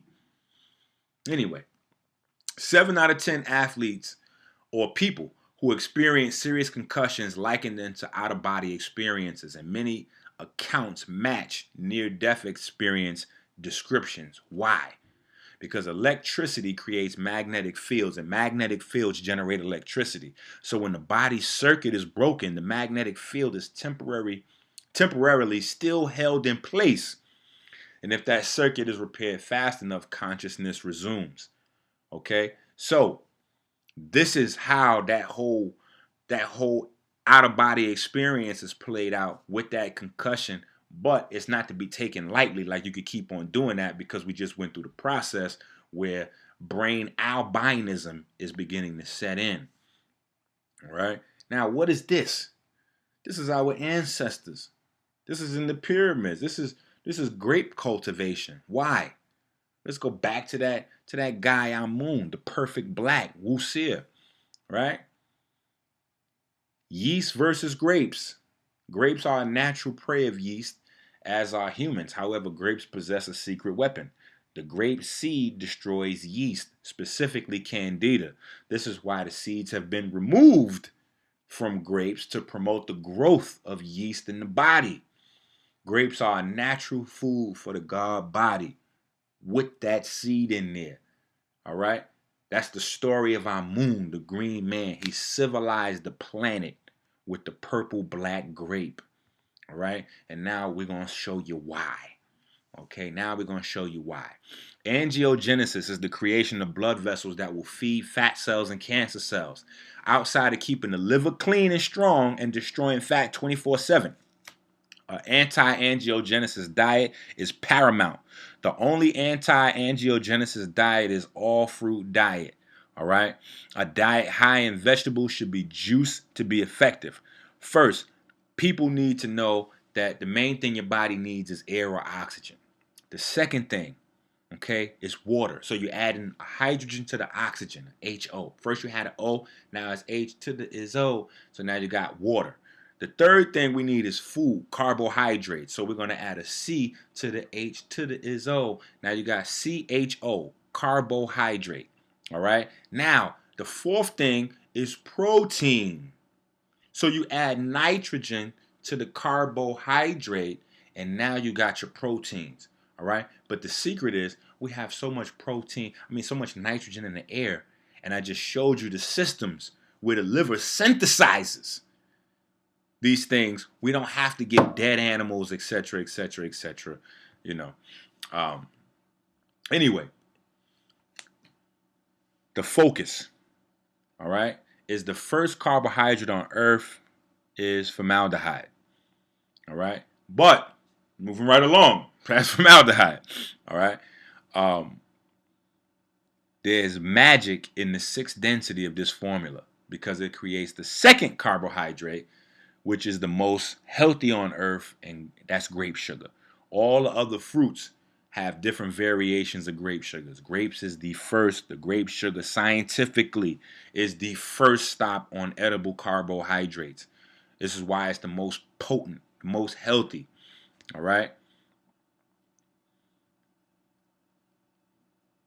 Okay. Yeah. So some of the stuff you could pause it and go through, get the rest of the stuff, but I got to get to the meat and potatoes. Water, oil, pigment, light. I want y'all to get this. Water uses oil because oil holds pigment, because pigment holds light. That is the sequence of life. You have to have healthy oils, aka fatty acids, or there is no life. Universal intelligence gave highly pigmented peoples control over light. Light is our #1 nutrient savior and weapon of mass destruction.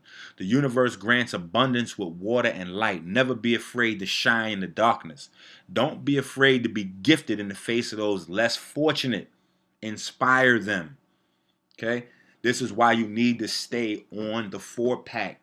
The Mama Atomics, the Genesis, the Fusion, the Magnet. This optimizes the body's electromagnetic activity. All right? Now, the star of the show, resveratrol. Resveratrol. Anthocyanins. These are grape sugar pigments. All right? Grape sugar pigments that activate. Here we go. That activate that sirtuin, those enzymes that keep the histones clean. I'm giving y'all a whole lot of science in one setting, so I know y'all might have to pause it, go deal with the children, go to work, come back, open that notebook up. This is why you take notes, okay? Here's the paper. Here's a paper. There's tons of them. I just grabbed you one, all right?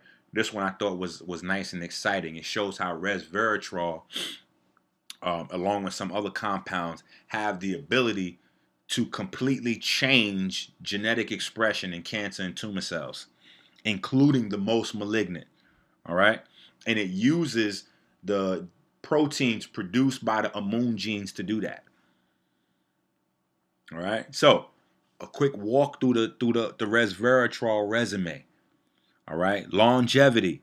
It increases SIRT1 and SIRT2 expression, inhibits the expression of Enqi4A, induction of oxidative phosphorylation, and increases mitochondrial biogenesis, cellular respiration, neurodegenerative diseases. All right. Resveratrol gets rid of plaque formation, increases motor and cognitive functions, helps the body repair spinal cord injuries and amyloid beta levels, those lesions and plaque, right? Cardioprotective effects, VSMC migration and proliferation of pulmonary artery, endothelial cells, all right? Those are those guys that come from the germ cells. Cardiac fibroblast differentiation, platelet aggregation, ischemia, reperfusion-induced arrhythmia. All of these things, resveratrol helps to protect your body from and or reverse some of the downsides. All right? So you don't want to protect your body from endothelial cells. those help. But ischemia, right? Cancer. You want to protect your body from cancer, cancer-related transcription factors, right? Cell cycle regulation and induction of apoptosis. That means resveratrol through the Amun. Right? We can't leave my man out, right? We can't leave the Kamenu out, right? But it tells the cancer cells to kill themselves. If you don't want to behave right, kill yourself, right? Then it gets down to our main focus, diabetes. And look at the bottom of diabetes right there. Renal dysfunction. Why is the kidney, renal, whenever you see renal, it's kidney. Why is that related to diabetes? We're going to blow that wide open. That is the secret. That's one of the biggest secrets of this whole genocide by ammonia, right? Inflammation, all right? All of that inflammation. Now, we get a lot deeper. Sirtuin activation. Look at this over here. White blood cells are reduced. Mitochondrial biogenesis up. Vasodilation up. All right. This is the specifics. This gives you a lot more detail in the activity of what resveratrol is doing in the body. Again, that's why you watching at home so you could pause it.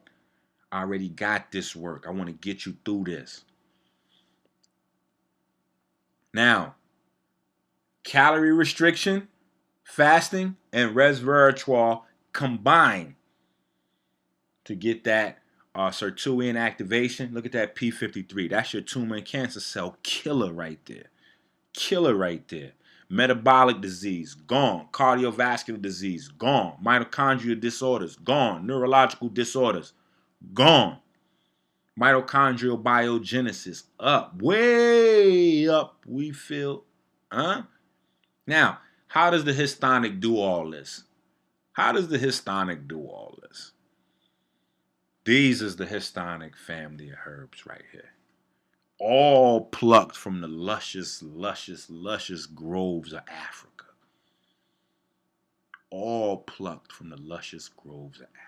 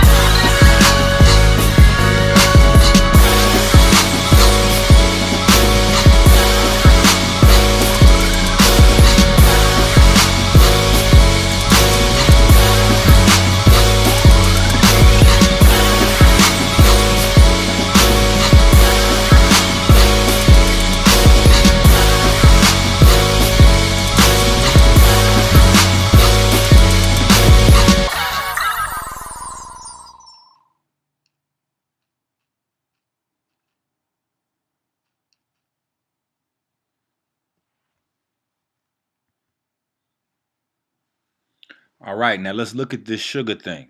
Okay, let's look at this sugar and let's see every part of the brain is being uh, affected by this glucose charade, this red herring.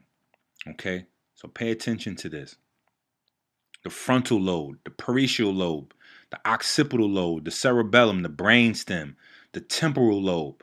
All of these things are being affected. Higher mental functions, eye movement, sensory data, language comprehension, vision, association, coordination, hearing, speech, voluntary motor function. All of these things are being damaged. And here's the pathways. Now, I created this myself, so kind of got to follow the arrows. But here's how it goes. Sugar leads to insulin, which leads to hypoglycemia, which stimulates the adrenal glands, to produce fight or flight, the epinephrine and norepinephrine. How the hell does you gotta check this? Now that's gonna stimulate cortisol, all right? But not only that, as it's stimulating the adrenal glands, it's also stimulating the brain. In the brain, you got glutamate being produced. So the combination of the epinephrine and norepinephrine with the glutamate produces hyperactive behavior and brain damage over time. Okay. Also, what you have creating is the sugar is it cross links proteins in all brain cells to create lesions, tumors, silent strokes. Cross links the proteins. We got specific on that cross linking. Which proteins are they specifically talking about? The ones that are supposed to be protecting the mitochondria. Okay, it dramatically increases the free radicals and acids in the brain. What free radicals and acids? Ammonia and sulfur. Okay, now what are the guys that are designed to protect this from happening? Selenium, magnesium, zinc, calcium, vitamin C, vitamin E. So, sugar depletes all those things. Sugar depletes all those things. And as it does that, obviously, we went through the cascade of the progression into behavior. Violence, even this, not even on that scale. But this is what happens when people don't eat. They don't know they're dealing with their sugar index being thrown off. And that puts them in the bad mood. So even if it's just on the scale of creating arguments, you might not be out shooting up a mall somewhere, but you might be at home arguing with your wife or yelling at your children. You have to understand this stuff is diet modulated. Okay? Now, let's take this to another level. This is from the New York Times. These are maps of diabetes. The top map is New York City. Everybody's drinking the same drinking water. The darkest areas on the top is Harlem, where the African Americans predominate in the community. And then the Bronx, and is it Queens? I don't know New York City very well. But two other areas where minorities and poor live.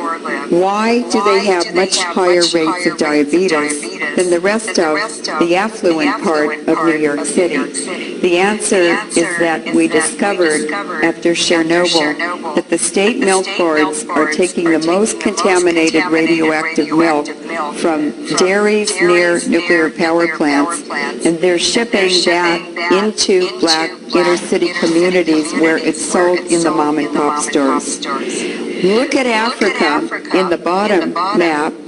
It has the lowest diabetes in the world. So how can diabetes be genetic in blacks if they didn't have it in Africa?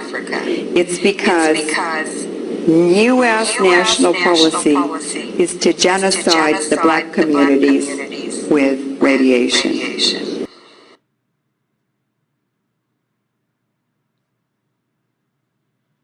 Now, that's not coming from me. I just needed you to see that. Because a lot of people ask, well, how does diabetes get created from radiation levels in milk? Well, let's take a look at the milk first. Let's take a look at the milk first, because this is something that people been dealing with in terms of gestational diabetes, but now a lot of people having gestational diabetes is not turning off.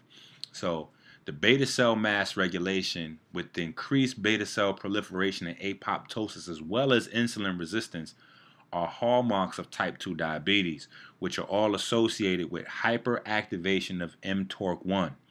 In contrast, the anti-diabetic drug metformin antagonizes leucine-mediated mTORC1 signaling.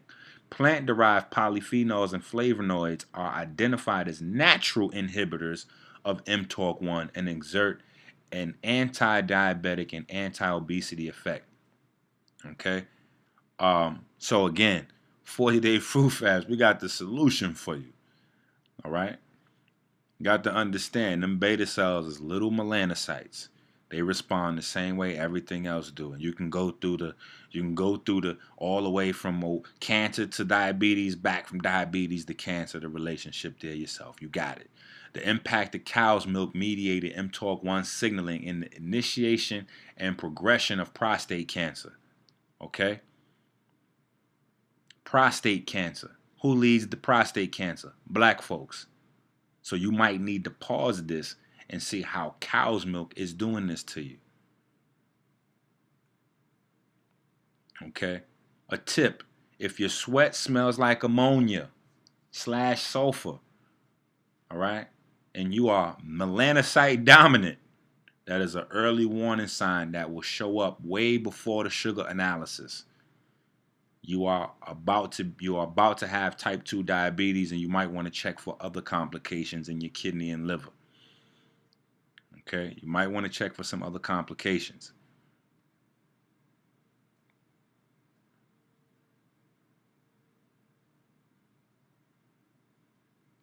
Now, this here shows, and I'm showing, like I told you earlier, I was going to show scientific papers for some of these things because I know some of this stuff, it gets a little... Serum selenium in pregnant women with gestational diabetes drop through the floor. So they're showing that high selenium levels or low selenium levels are associated with diabetes in general. And we'll show you why the connection is coming. The connection is coming. We only have a few slides left. Stay with us.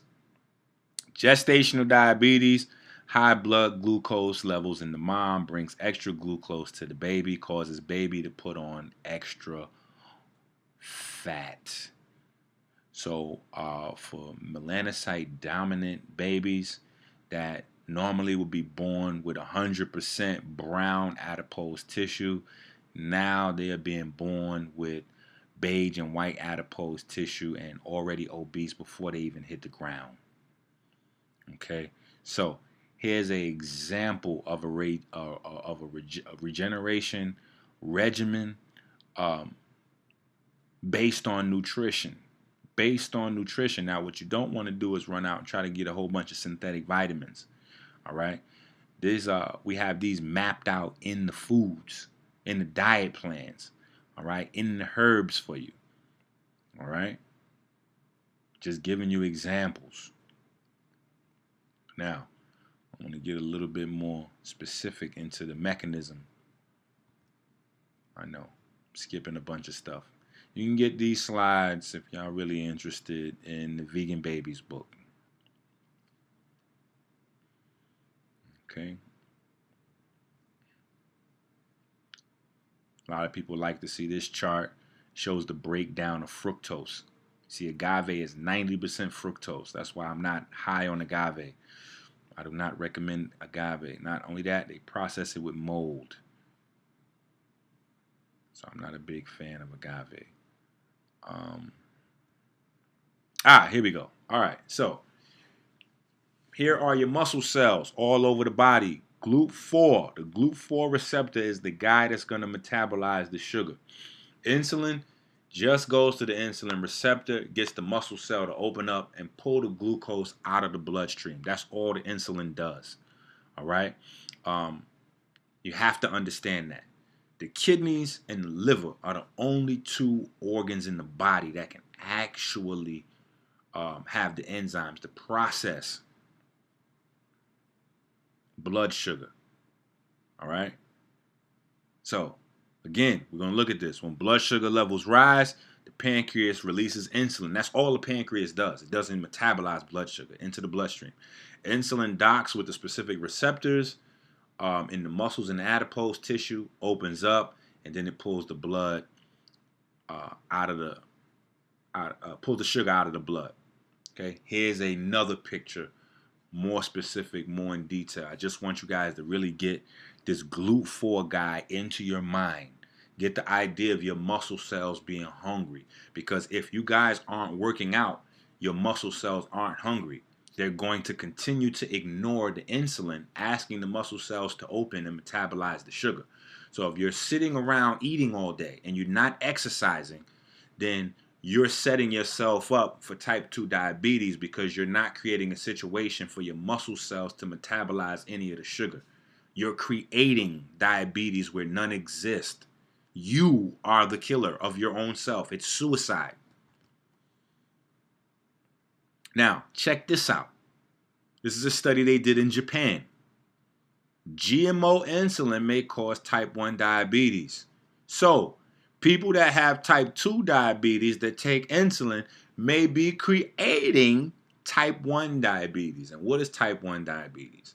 Type 1 diabetes is one of those lovely situations where the white blood cells are eating your body. That's right. It's an autoimmune disease, completely different than type 2 diabetes. I don't even know why they have the same name. It's totally different. Totally different. All right? Type 1 diabetes is where white blood cells sneak into the pancreas and eat the beta cells. Totally different than type 2 diabetes. Nothing's happening in your body with type 2 diabetes except for the fact that you've been fooled for a long time and you don't know your biology. You're lazy, all right? So, the new study published in the Journal of Clinical Endocrinology and Metabolism titled Insulin Administration May Trigger Type 1 Diabetes in Japanese type 2 diabetes patients with type 1 diabetes high risk HLA class 2 and the insulin gene VNTR genotype. Okay, this is the first study done in Japan, so obviously the study needs to be done in other places on other races to see how susceptible this is. But for people on insulin, this is something that you need to understand. You need to understand that the majority of the insulin that's not GMO, genetically modified, is taken from pigs. All right? So if you don't want to eat pork, then you don't want to take insulin. Now, what is this? This is laboratory data on an average pregnant woman. This is what they check to see for preeclampsia, which is another version of inflammation that they tell you they don't know how it starts or anything, but the cure to preeclampsia is childbirth. That's the cure to it, to pull that baby out of there, because the inflammation starts rising, white blood cell count starts rising, ammonia in the body starts rising. They don't know what's happening, right? But you need to be able to read these charts.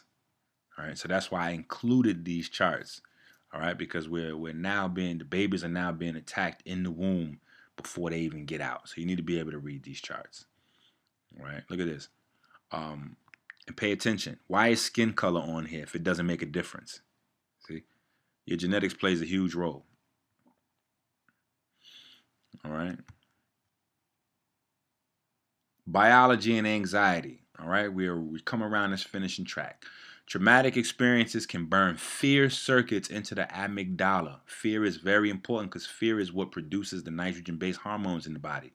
These circuits are later triggered and activated. Anxiety disorders include overarousal, brain areas involved in impulse control and habitual behaviors. We are all dealing with this. Studies show that identical twins raised separately develop similar phobias. Why? Epigenetics. This is why I went through all that. All right? Epigenetics. People with anxiety also have a gene that triggers high levels of glutamate. What is that? Come on. How does post-traumatic slave syndrome manifest into disease? We have to understand these traumas. All right? So here's the cycle. You have two different directions stress can go in. Voluntary stress, like a fast or exercising, produces cortisol and melatonin. Involuntary stress, like the type that's exuded on you by society or your job, produces anxiety, serotonin, which stops melatonin production and growth hormone, increases fat storage, and activates hunger for vice. Meaning, let's turn on some porn. Yo, let's hit the club. Damn, son, let's roll up. I'm stressed the fuck out. All that kind of action, right? Which cycles back to more anxiety and keeps the cycle going, right? This is why now we have teenagers with hypertension. Yes, 15-year-olds on high blood pressure medication. Why? Because high blood pressure is a part of this uh, fake of type 2 diabetes. Yes, I'm trying to tell you, type 2 diabetes is a fake. It's the cover-up for your genocide. It's the cover-up for your genocide. And I'm going to show you how this is working, right? Now, hypertension, high blood pressure. What is that affecting? Your kidneys. Your kidneys. Systemic vascular resistance. Stress. Arterial sclerosis. Renal artery disease. Pheochromocytoma. Thyroid dysfunction. Diabetes. Cerebral ischemia. Okay. What does all that mean? Make sense of that for us, Minister. Make sense of that for us, Minister. Okay. Let me show you real quick. Let's get to it. Let's get to it. Now let me show you this. The biggest money makers in veteran hospitals are amputations. They never tell you this because they never lie directly. They just paint a false picture and never correct the falsehood. So when we see all these veterans with missing limbs, we think they got missing limbs because a bomb blew them up and they're heroes. No, it's the military food gave those niggas diabetes. Yeah. Diabetes is the number one cause of amputations in the military. You gotta get this work. All right? Vascular resistance. What is the number one way to decrease vascular resistance? Drinking a cup of water, getting some sunlight and some fresh air. Not drugs. Not drugs. But you need to understand this chemical cascade right here. This leads to the big explosion, to the realization of genocide. Insulin stimulates cholesterol production, stimulates high blood pressure, stimulates insulin, stimulates cholesterol, stimulates high blood pressure, stimulates insulin, stimulates cholesterol. Iron, copper, molybdenum are the keys to anemia, okay? Because they play key roles in formation of sulfur oxidase, histamine N methyltransferase, diamine oxidase enzymes, and molybdenum cofactor. All of these are the enzymes that process and break this shit down in your body so you don't wind up with the yellow eyes and the symptoms of anemia. All of these things are based on vampiritosis, all right? Your body's being converted from the inside out. Hemochromatosis is what they call bronze diabetes, type 3 diabetes. Is caused by ammonia in the liver, which pushes iron from the circulatory system into the tissues of the body. I showed you how the iron loads up in the liver earlier. I also showed you how it stops your illumination when the nitrogen pushes the iron into the tissues. If you're anemic, you are being converted already into a vampire. This is why you need that blood and that meat in your diet. 2 chromosomes participate in this. Chromosome 2, the chimpanzee chromosome, and chromosome 6, the HLA chromosome. This is the secret to why there is nitrogen on all 4 sides of the iron atom at the center of your blood. The nitrogen is trying to remove the oxygen, iron, that's in the middle of the blood. All right, remember, nitrogen and oxygen can't occupy the same space. Autism and epilepsy are also ammonia-based problems. This is why we cover the majority of the names of monosodium glutamate, which hides in foods under various names, which I'm going to break down for ease. I'll show you the chart. You'll have it. Nitrogen cuts off the electrical systems in the body and can even shut down the brain, a large electrical organ. Key point 1, nitrogen plus hydrogen equals ammonia. Key point 2, oxygen and hydrogen equals water. Key point 3, oxygen and nitrogen compete for space, which means that water and ammonia are competing for space in your body. Research into the neural and immune systems has begun to converge. Since the first reports that interleukins play important roles in both systems and that lymphocytes secrete neuronal factors, scientists have been surprised by the ever-increasing list of interactions. Ralph Mentline and Marion Kendall examined the major supporting cells of the brain and thymus, astrocytes and thymic epithelial cells. Their conclusion was that similar neuroectodermal origin is what could explain such fundamental similarities. All right? But they're not the same. Okay? So, all of these are names for MSG hidden in your food. I'm not going to go through them all. I'm going to just tell you, stop drinking that kombucha tea. That is not for you. Kombucha is the name of the plant that MSG was originally extracted from. That is pure MSG. Get away from that kombucha tea. It's fermented MSG. You're wilding if you're drinking that.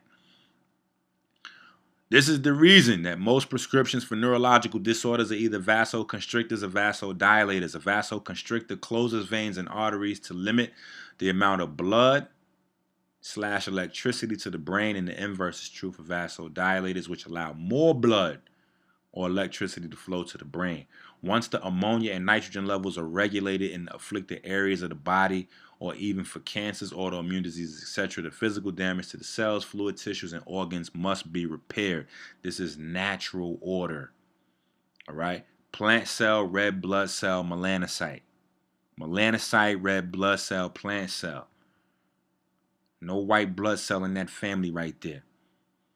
Kidney dialysis. Anybody addressing dialysis or potential dialysis situations has to address phosphorus, potassium, and water intake retention. The key is the body's anabolic glands, which are the pancreas, the parathyroid, adrenal cortex, and posterior pituitary. By stimulating these glands with an increase of vitamin D, calcium, and magnesium, the body will begin to flush excess phosphorus, sodium, and potassium. This, in conjunction with biomineral therapy, will help reverse this condition, providing exercise, diet, and sunlight are in place. That's what you get from the 4-pack. Now, here's a chart showing how the minerals inadvertently affect one another. All right? So you can stop it, pause it on that. Hold on, let me go back to it. All right, so let me at least make it long enough so that you can pause it on this. Boop. All right, and this is from the book, The Quantum Mind State. So you can go get the book, The Quantum Mind State, is on the 40dayfruitfast.com. Go grab that. All right, kidney failure and marijuana usage have a very intimate relationship with one another. Anyone who has ever used marijuana on an ongoing basis knows the feeling of paranoia that sets in with some of the highs. The feeling of marijuana, the feeling from the marijuana is the fear hormone serotonin flooding all the neurons in your primary brain and your abdomen. In order to maintain a fear-induced society, the physical source of fear has to be unknown. The moment the real cause of chemically induced fear and anxiety are public information, they can be eliminated. Serotonin's popular story is that it is produced in the brain. However, it is not. It is produced in the gut by the enterochromaffin cells, and as those of you who have been walking with me have guessed, it is a nitrogen-based hormone. The problem is serotonin destroys kidney function.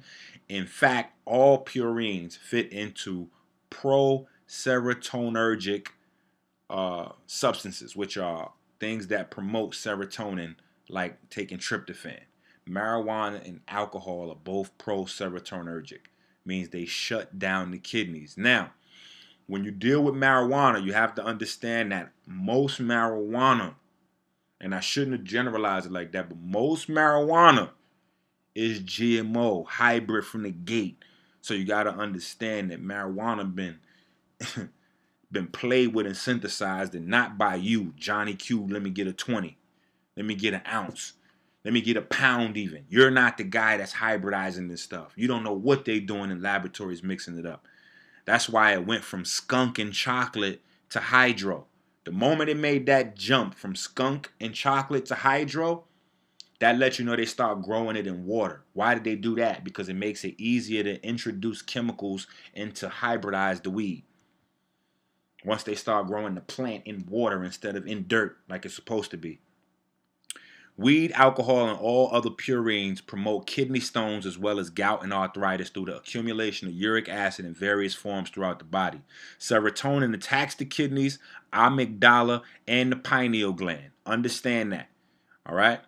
Keep in mind that the chemical formula for ammonia is NH3, 3 hydrogens attached to a nitrogen. This is yet another reason animal fat and protein is so dangerous that the body struggles to break down the flesh and blood. All of its molecules release their nitrogen atoms to combine with your body's waters, creating ammonia/nitrogen in many different forms, i.e. arginine, nitrous oxide, glutamine, glutamate, juniper berries, uva ursi, parsley, hydrangea. All of these herbs help remove ammonia and nitrogen from the body. All right? The tongue, tonsils, and appendix are all a part of your immune system. The tongue can be used as a tool to tell you the quality of the 800 cups of blood a day the kidneys filter. All right? That's how much blood the kidneys filter. 800 cups of blood a day. Inside the kidney are nephrons, little guys that do all of the little dirty work. All right? These are the guys being attacked at the end of the day. All right? So if the tongue tastes or smells like that of urine or that ammonia or sulfur, that's letting you know you got a problem. You need to go deal with that early. As soon as you get that smell or that taste in your mouth. There is a unique problem that is unspoken when dealing with kidney problems. Your kidneys, along with your amygdala and pineal gland, control the temperament of your body's waters. Your androgen system shuts down in kidney disease. Your androgen system is also shut down by marijuana, alcohol, and purines. The androgen system keeps the body's waters alkaline. The body has 3 times as much water in it as blood, and your blood is at least 90% water at all times. The androgen system forces hydration of your cells using the NAK ATPase pump. What is that? Salt, potassium, ATP pase. That's an ATP enzyme pump that saves water to force into the cells for hydration. 2 other problems are at play as well: hyperlipemia and rouleau. All right? So, what's going on? Wetiko's disease. Cannibalism and the love of flesh, including but not limited to consuming flesh, being attracted to fat people, seeing fat as anything other than illness of the mind and body, etc., etc. All right, that's where we are right now. Hyperlipemia, large amounts of sugar and fats when we get that niggeritis after we eat. That is white blood cells flooding the body, shutting off your body's ability to function. All right, rouleau, the clumping together of your blood cells due to high concentrations of uric acid and loss of electromagnetic charge. Digestive leukocytosis, that's the production of white blood cells in the small intestine instead of red blood cells, which is why your body has to continue to liquidate the bone in order to try to get some healthy blood. Now, the liver, responsible for 500 functions in the body. That's outside of the liver taking care of itself. That is your single mom right there. The destruction of toxins and fat are just one of those jobs. The liver also produces bile, which cleans the small intestine. The liver also has to convert ammonia. It also has to convert ammonia. So let's get this. We're going to jump past all this fat stuff. We're going to get right to this. Wait a minute. Yeah, we're gonna jump right to this. Gout, arthritis, ammonia, and vitamin D. Now we here. Now that you done got all that science, I done took your ass to school. The key to the melanin code of silence is the connection between the kidneys and the liver. The liver and kidneys share 3 jobs that no other organs in the body can do. Number 1, metabolize sugar. This is why your genocide is hidden under type 2 diabetes. Because once your body gets overran with glucose, ammonia metabolism and vitamin D synthesis get shut down. So, the main things you need to know about gout and arthritis is the number one cause is uric acid crystals, as well as a bacteria called Proteus that lives off of ammonia. It's other ones, but this guy lives off of ammonia. All right? So you got to see this, even outside in the street. That's why flies attracted to shit. It's the nitrogen in the urine and the feces that they like. You got to understand this. The number one source of nitrogen / ammonia / uric acid in your body is meat. Here's the scientific paper for it. Okay? Here's the scientific paper for it. I know y'all needs that. I know y'all needs that. Okay? Now, folate. All of the problems dealing with folate are traced to folate's role in purine and pyrimidine biosynthesis. All right? We're just going to jump straight to it. All right? Because lack of folate creates a host of problems. Why? Because of purine synthesis. Nitrogen hiding molecules. That's the definition for purine. This also means that the only two places. Okay, well, we'll skip that for now. Because I want to close out.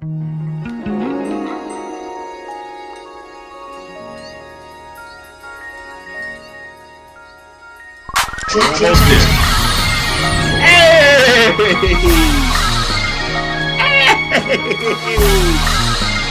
Woo!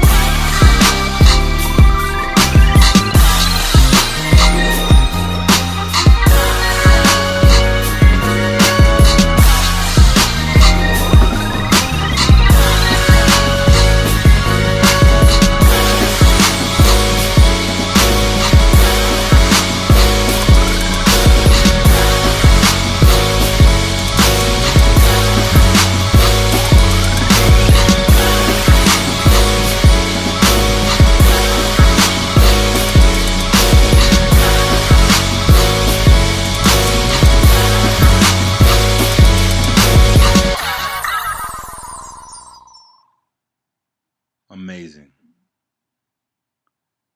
And as we wind down, we at the last, 5 or 6 slides. Here's your vitamin D chart. Here's your vitamin D chart. Now, the 2 things you need to know to go along with this. Very specific. It is not just random get sunlight. 40 to 60% of your skin must be exposed to the sun But unless you're in Southern California or Southern Florida, there is no UVB, or Southern Texas. There's no UVB radiation from September to April. You have to know that.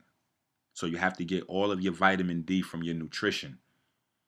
And you have to take advantage of what you can get, and try to take vacations and move around, but there's no UVB. Okay, so you could be butt naked all day outside. If you're not where the UVB rays are hitting, then you're not going to get vitamin D production. It's UVB and UVC that synthesize vitamin D. That's number one. Number two,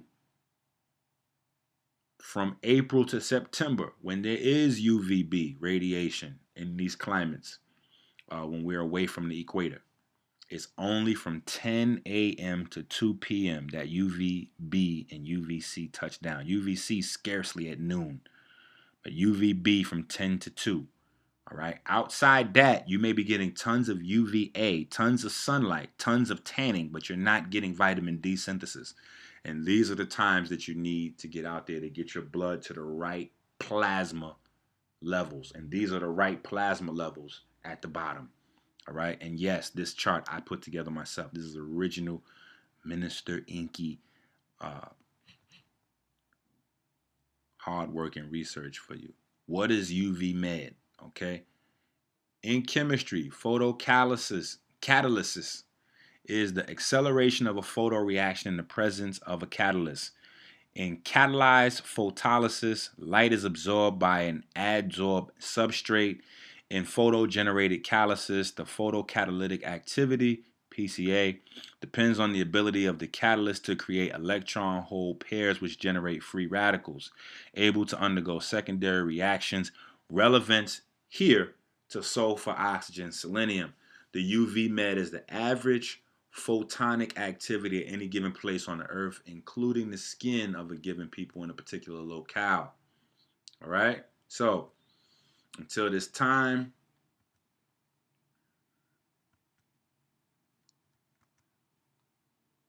wait a minute. Until this time, we weren't able to actually measure this. All right? But now we can see the UV med levels at the Earth's surface. Okay, so obviously the computer's trying to get us to go forward. Okay. UVB turns off non-U melanin melanocytes. You need to understand this. All right. The heavily pigmented melanocytes of darker skin have the ability to resume proliferation after UVB radiation. What this is saying right here in the skinny, to give it to you quick, is that eumelanin dominant individuals, the cells, do not suffer any damage from the sunlight. We know that. Okay? It's beneficial in vitamin D synthesis. We know that. I don't have to give you the skinny. Here are the charts. Here are the charts. So I'm going to go through this in a way where you should be able to pause it. And that way you can go through it at your own leisure. Obviously, I can't read all these charts for you, but these were all the nations measured. These were all the nations measured.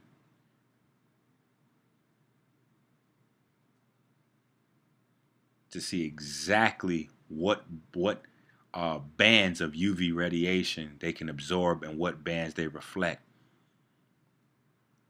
Okay? So you can kind of get in where you fit in.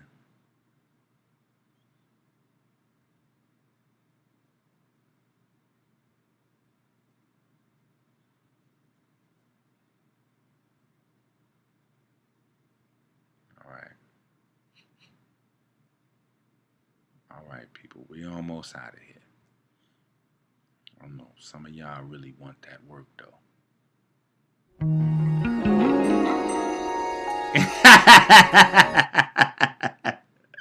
No. We're gonna close it out. Listen, just so you see, this is not a game, man. I know y'all having y'all babies. you haven't a baby recently, you should probably be familiar with this machine. This machine, they tell you your baby needs because it could die of cold if this heat machine is not on the baby. This machine is converting bilirubin into ammonia in the baby's body. So you got to understand, your baby's being attacked in the womb. As soon as they come out the womb, they're putting on these fake ass machines, converting the baby's bilirubin into ammonia. This creates low blood calcium levels and inhibits the ability of the pineal gland to secrete melatonin. All right? So I just want to show you this thing from the jump. And why is it relevant to what we just went through? You know it had to be super relevant if I skip my damn Histonic commercial, okay? The bile, the bilirubin, the colostrum, the cholesterol. This is why all these things are related. Bile, bilirubin, cholesterol, colostrum, all these things are related in the body. And this is what determines what level of UVB you can absorb. What level you can absorb. This is very crucial. Very crucial. So, we're getting ready to close out, but monitor them babies. Stop this genocide. Let's get this work. You've been with me for a long time. I don't know how long, 3-4 hours getting this work. Come to the God Complex class. We going in deep. This PDF will be available for sale. Probably make it like $80, $100. Everything's gonna be on sale on the 40-Day Fruit Fast website for Christmas throughout the new year. Histonic is at CamanoInc.com. It is not on the 40-Day Fruit Fast website. And that's it. I'm about to get out of here. Last thing, I want to point you to this ventilator. All right? The ventilator for the baby to breathe. They're already culturing the baby's insides with this damn ventilator. The ventilator's filled with vinegar. It's supposed to be helping them breathe. It's filled with vinegar. And I already gave you the definition of vinegar at the beginning of this joint. So you got to stay focused, people. You know, I try not to over inundate you with the science, but you got to understand.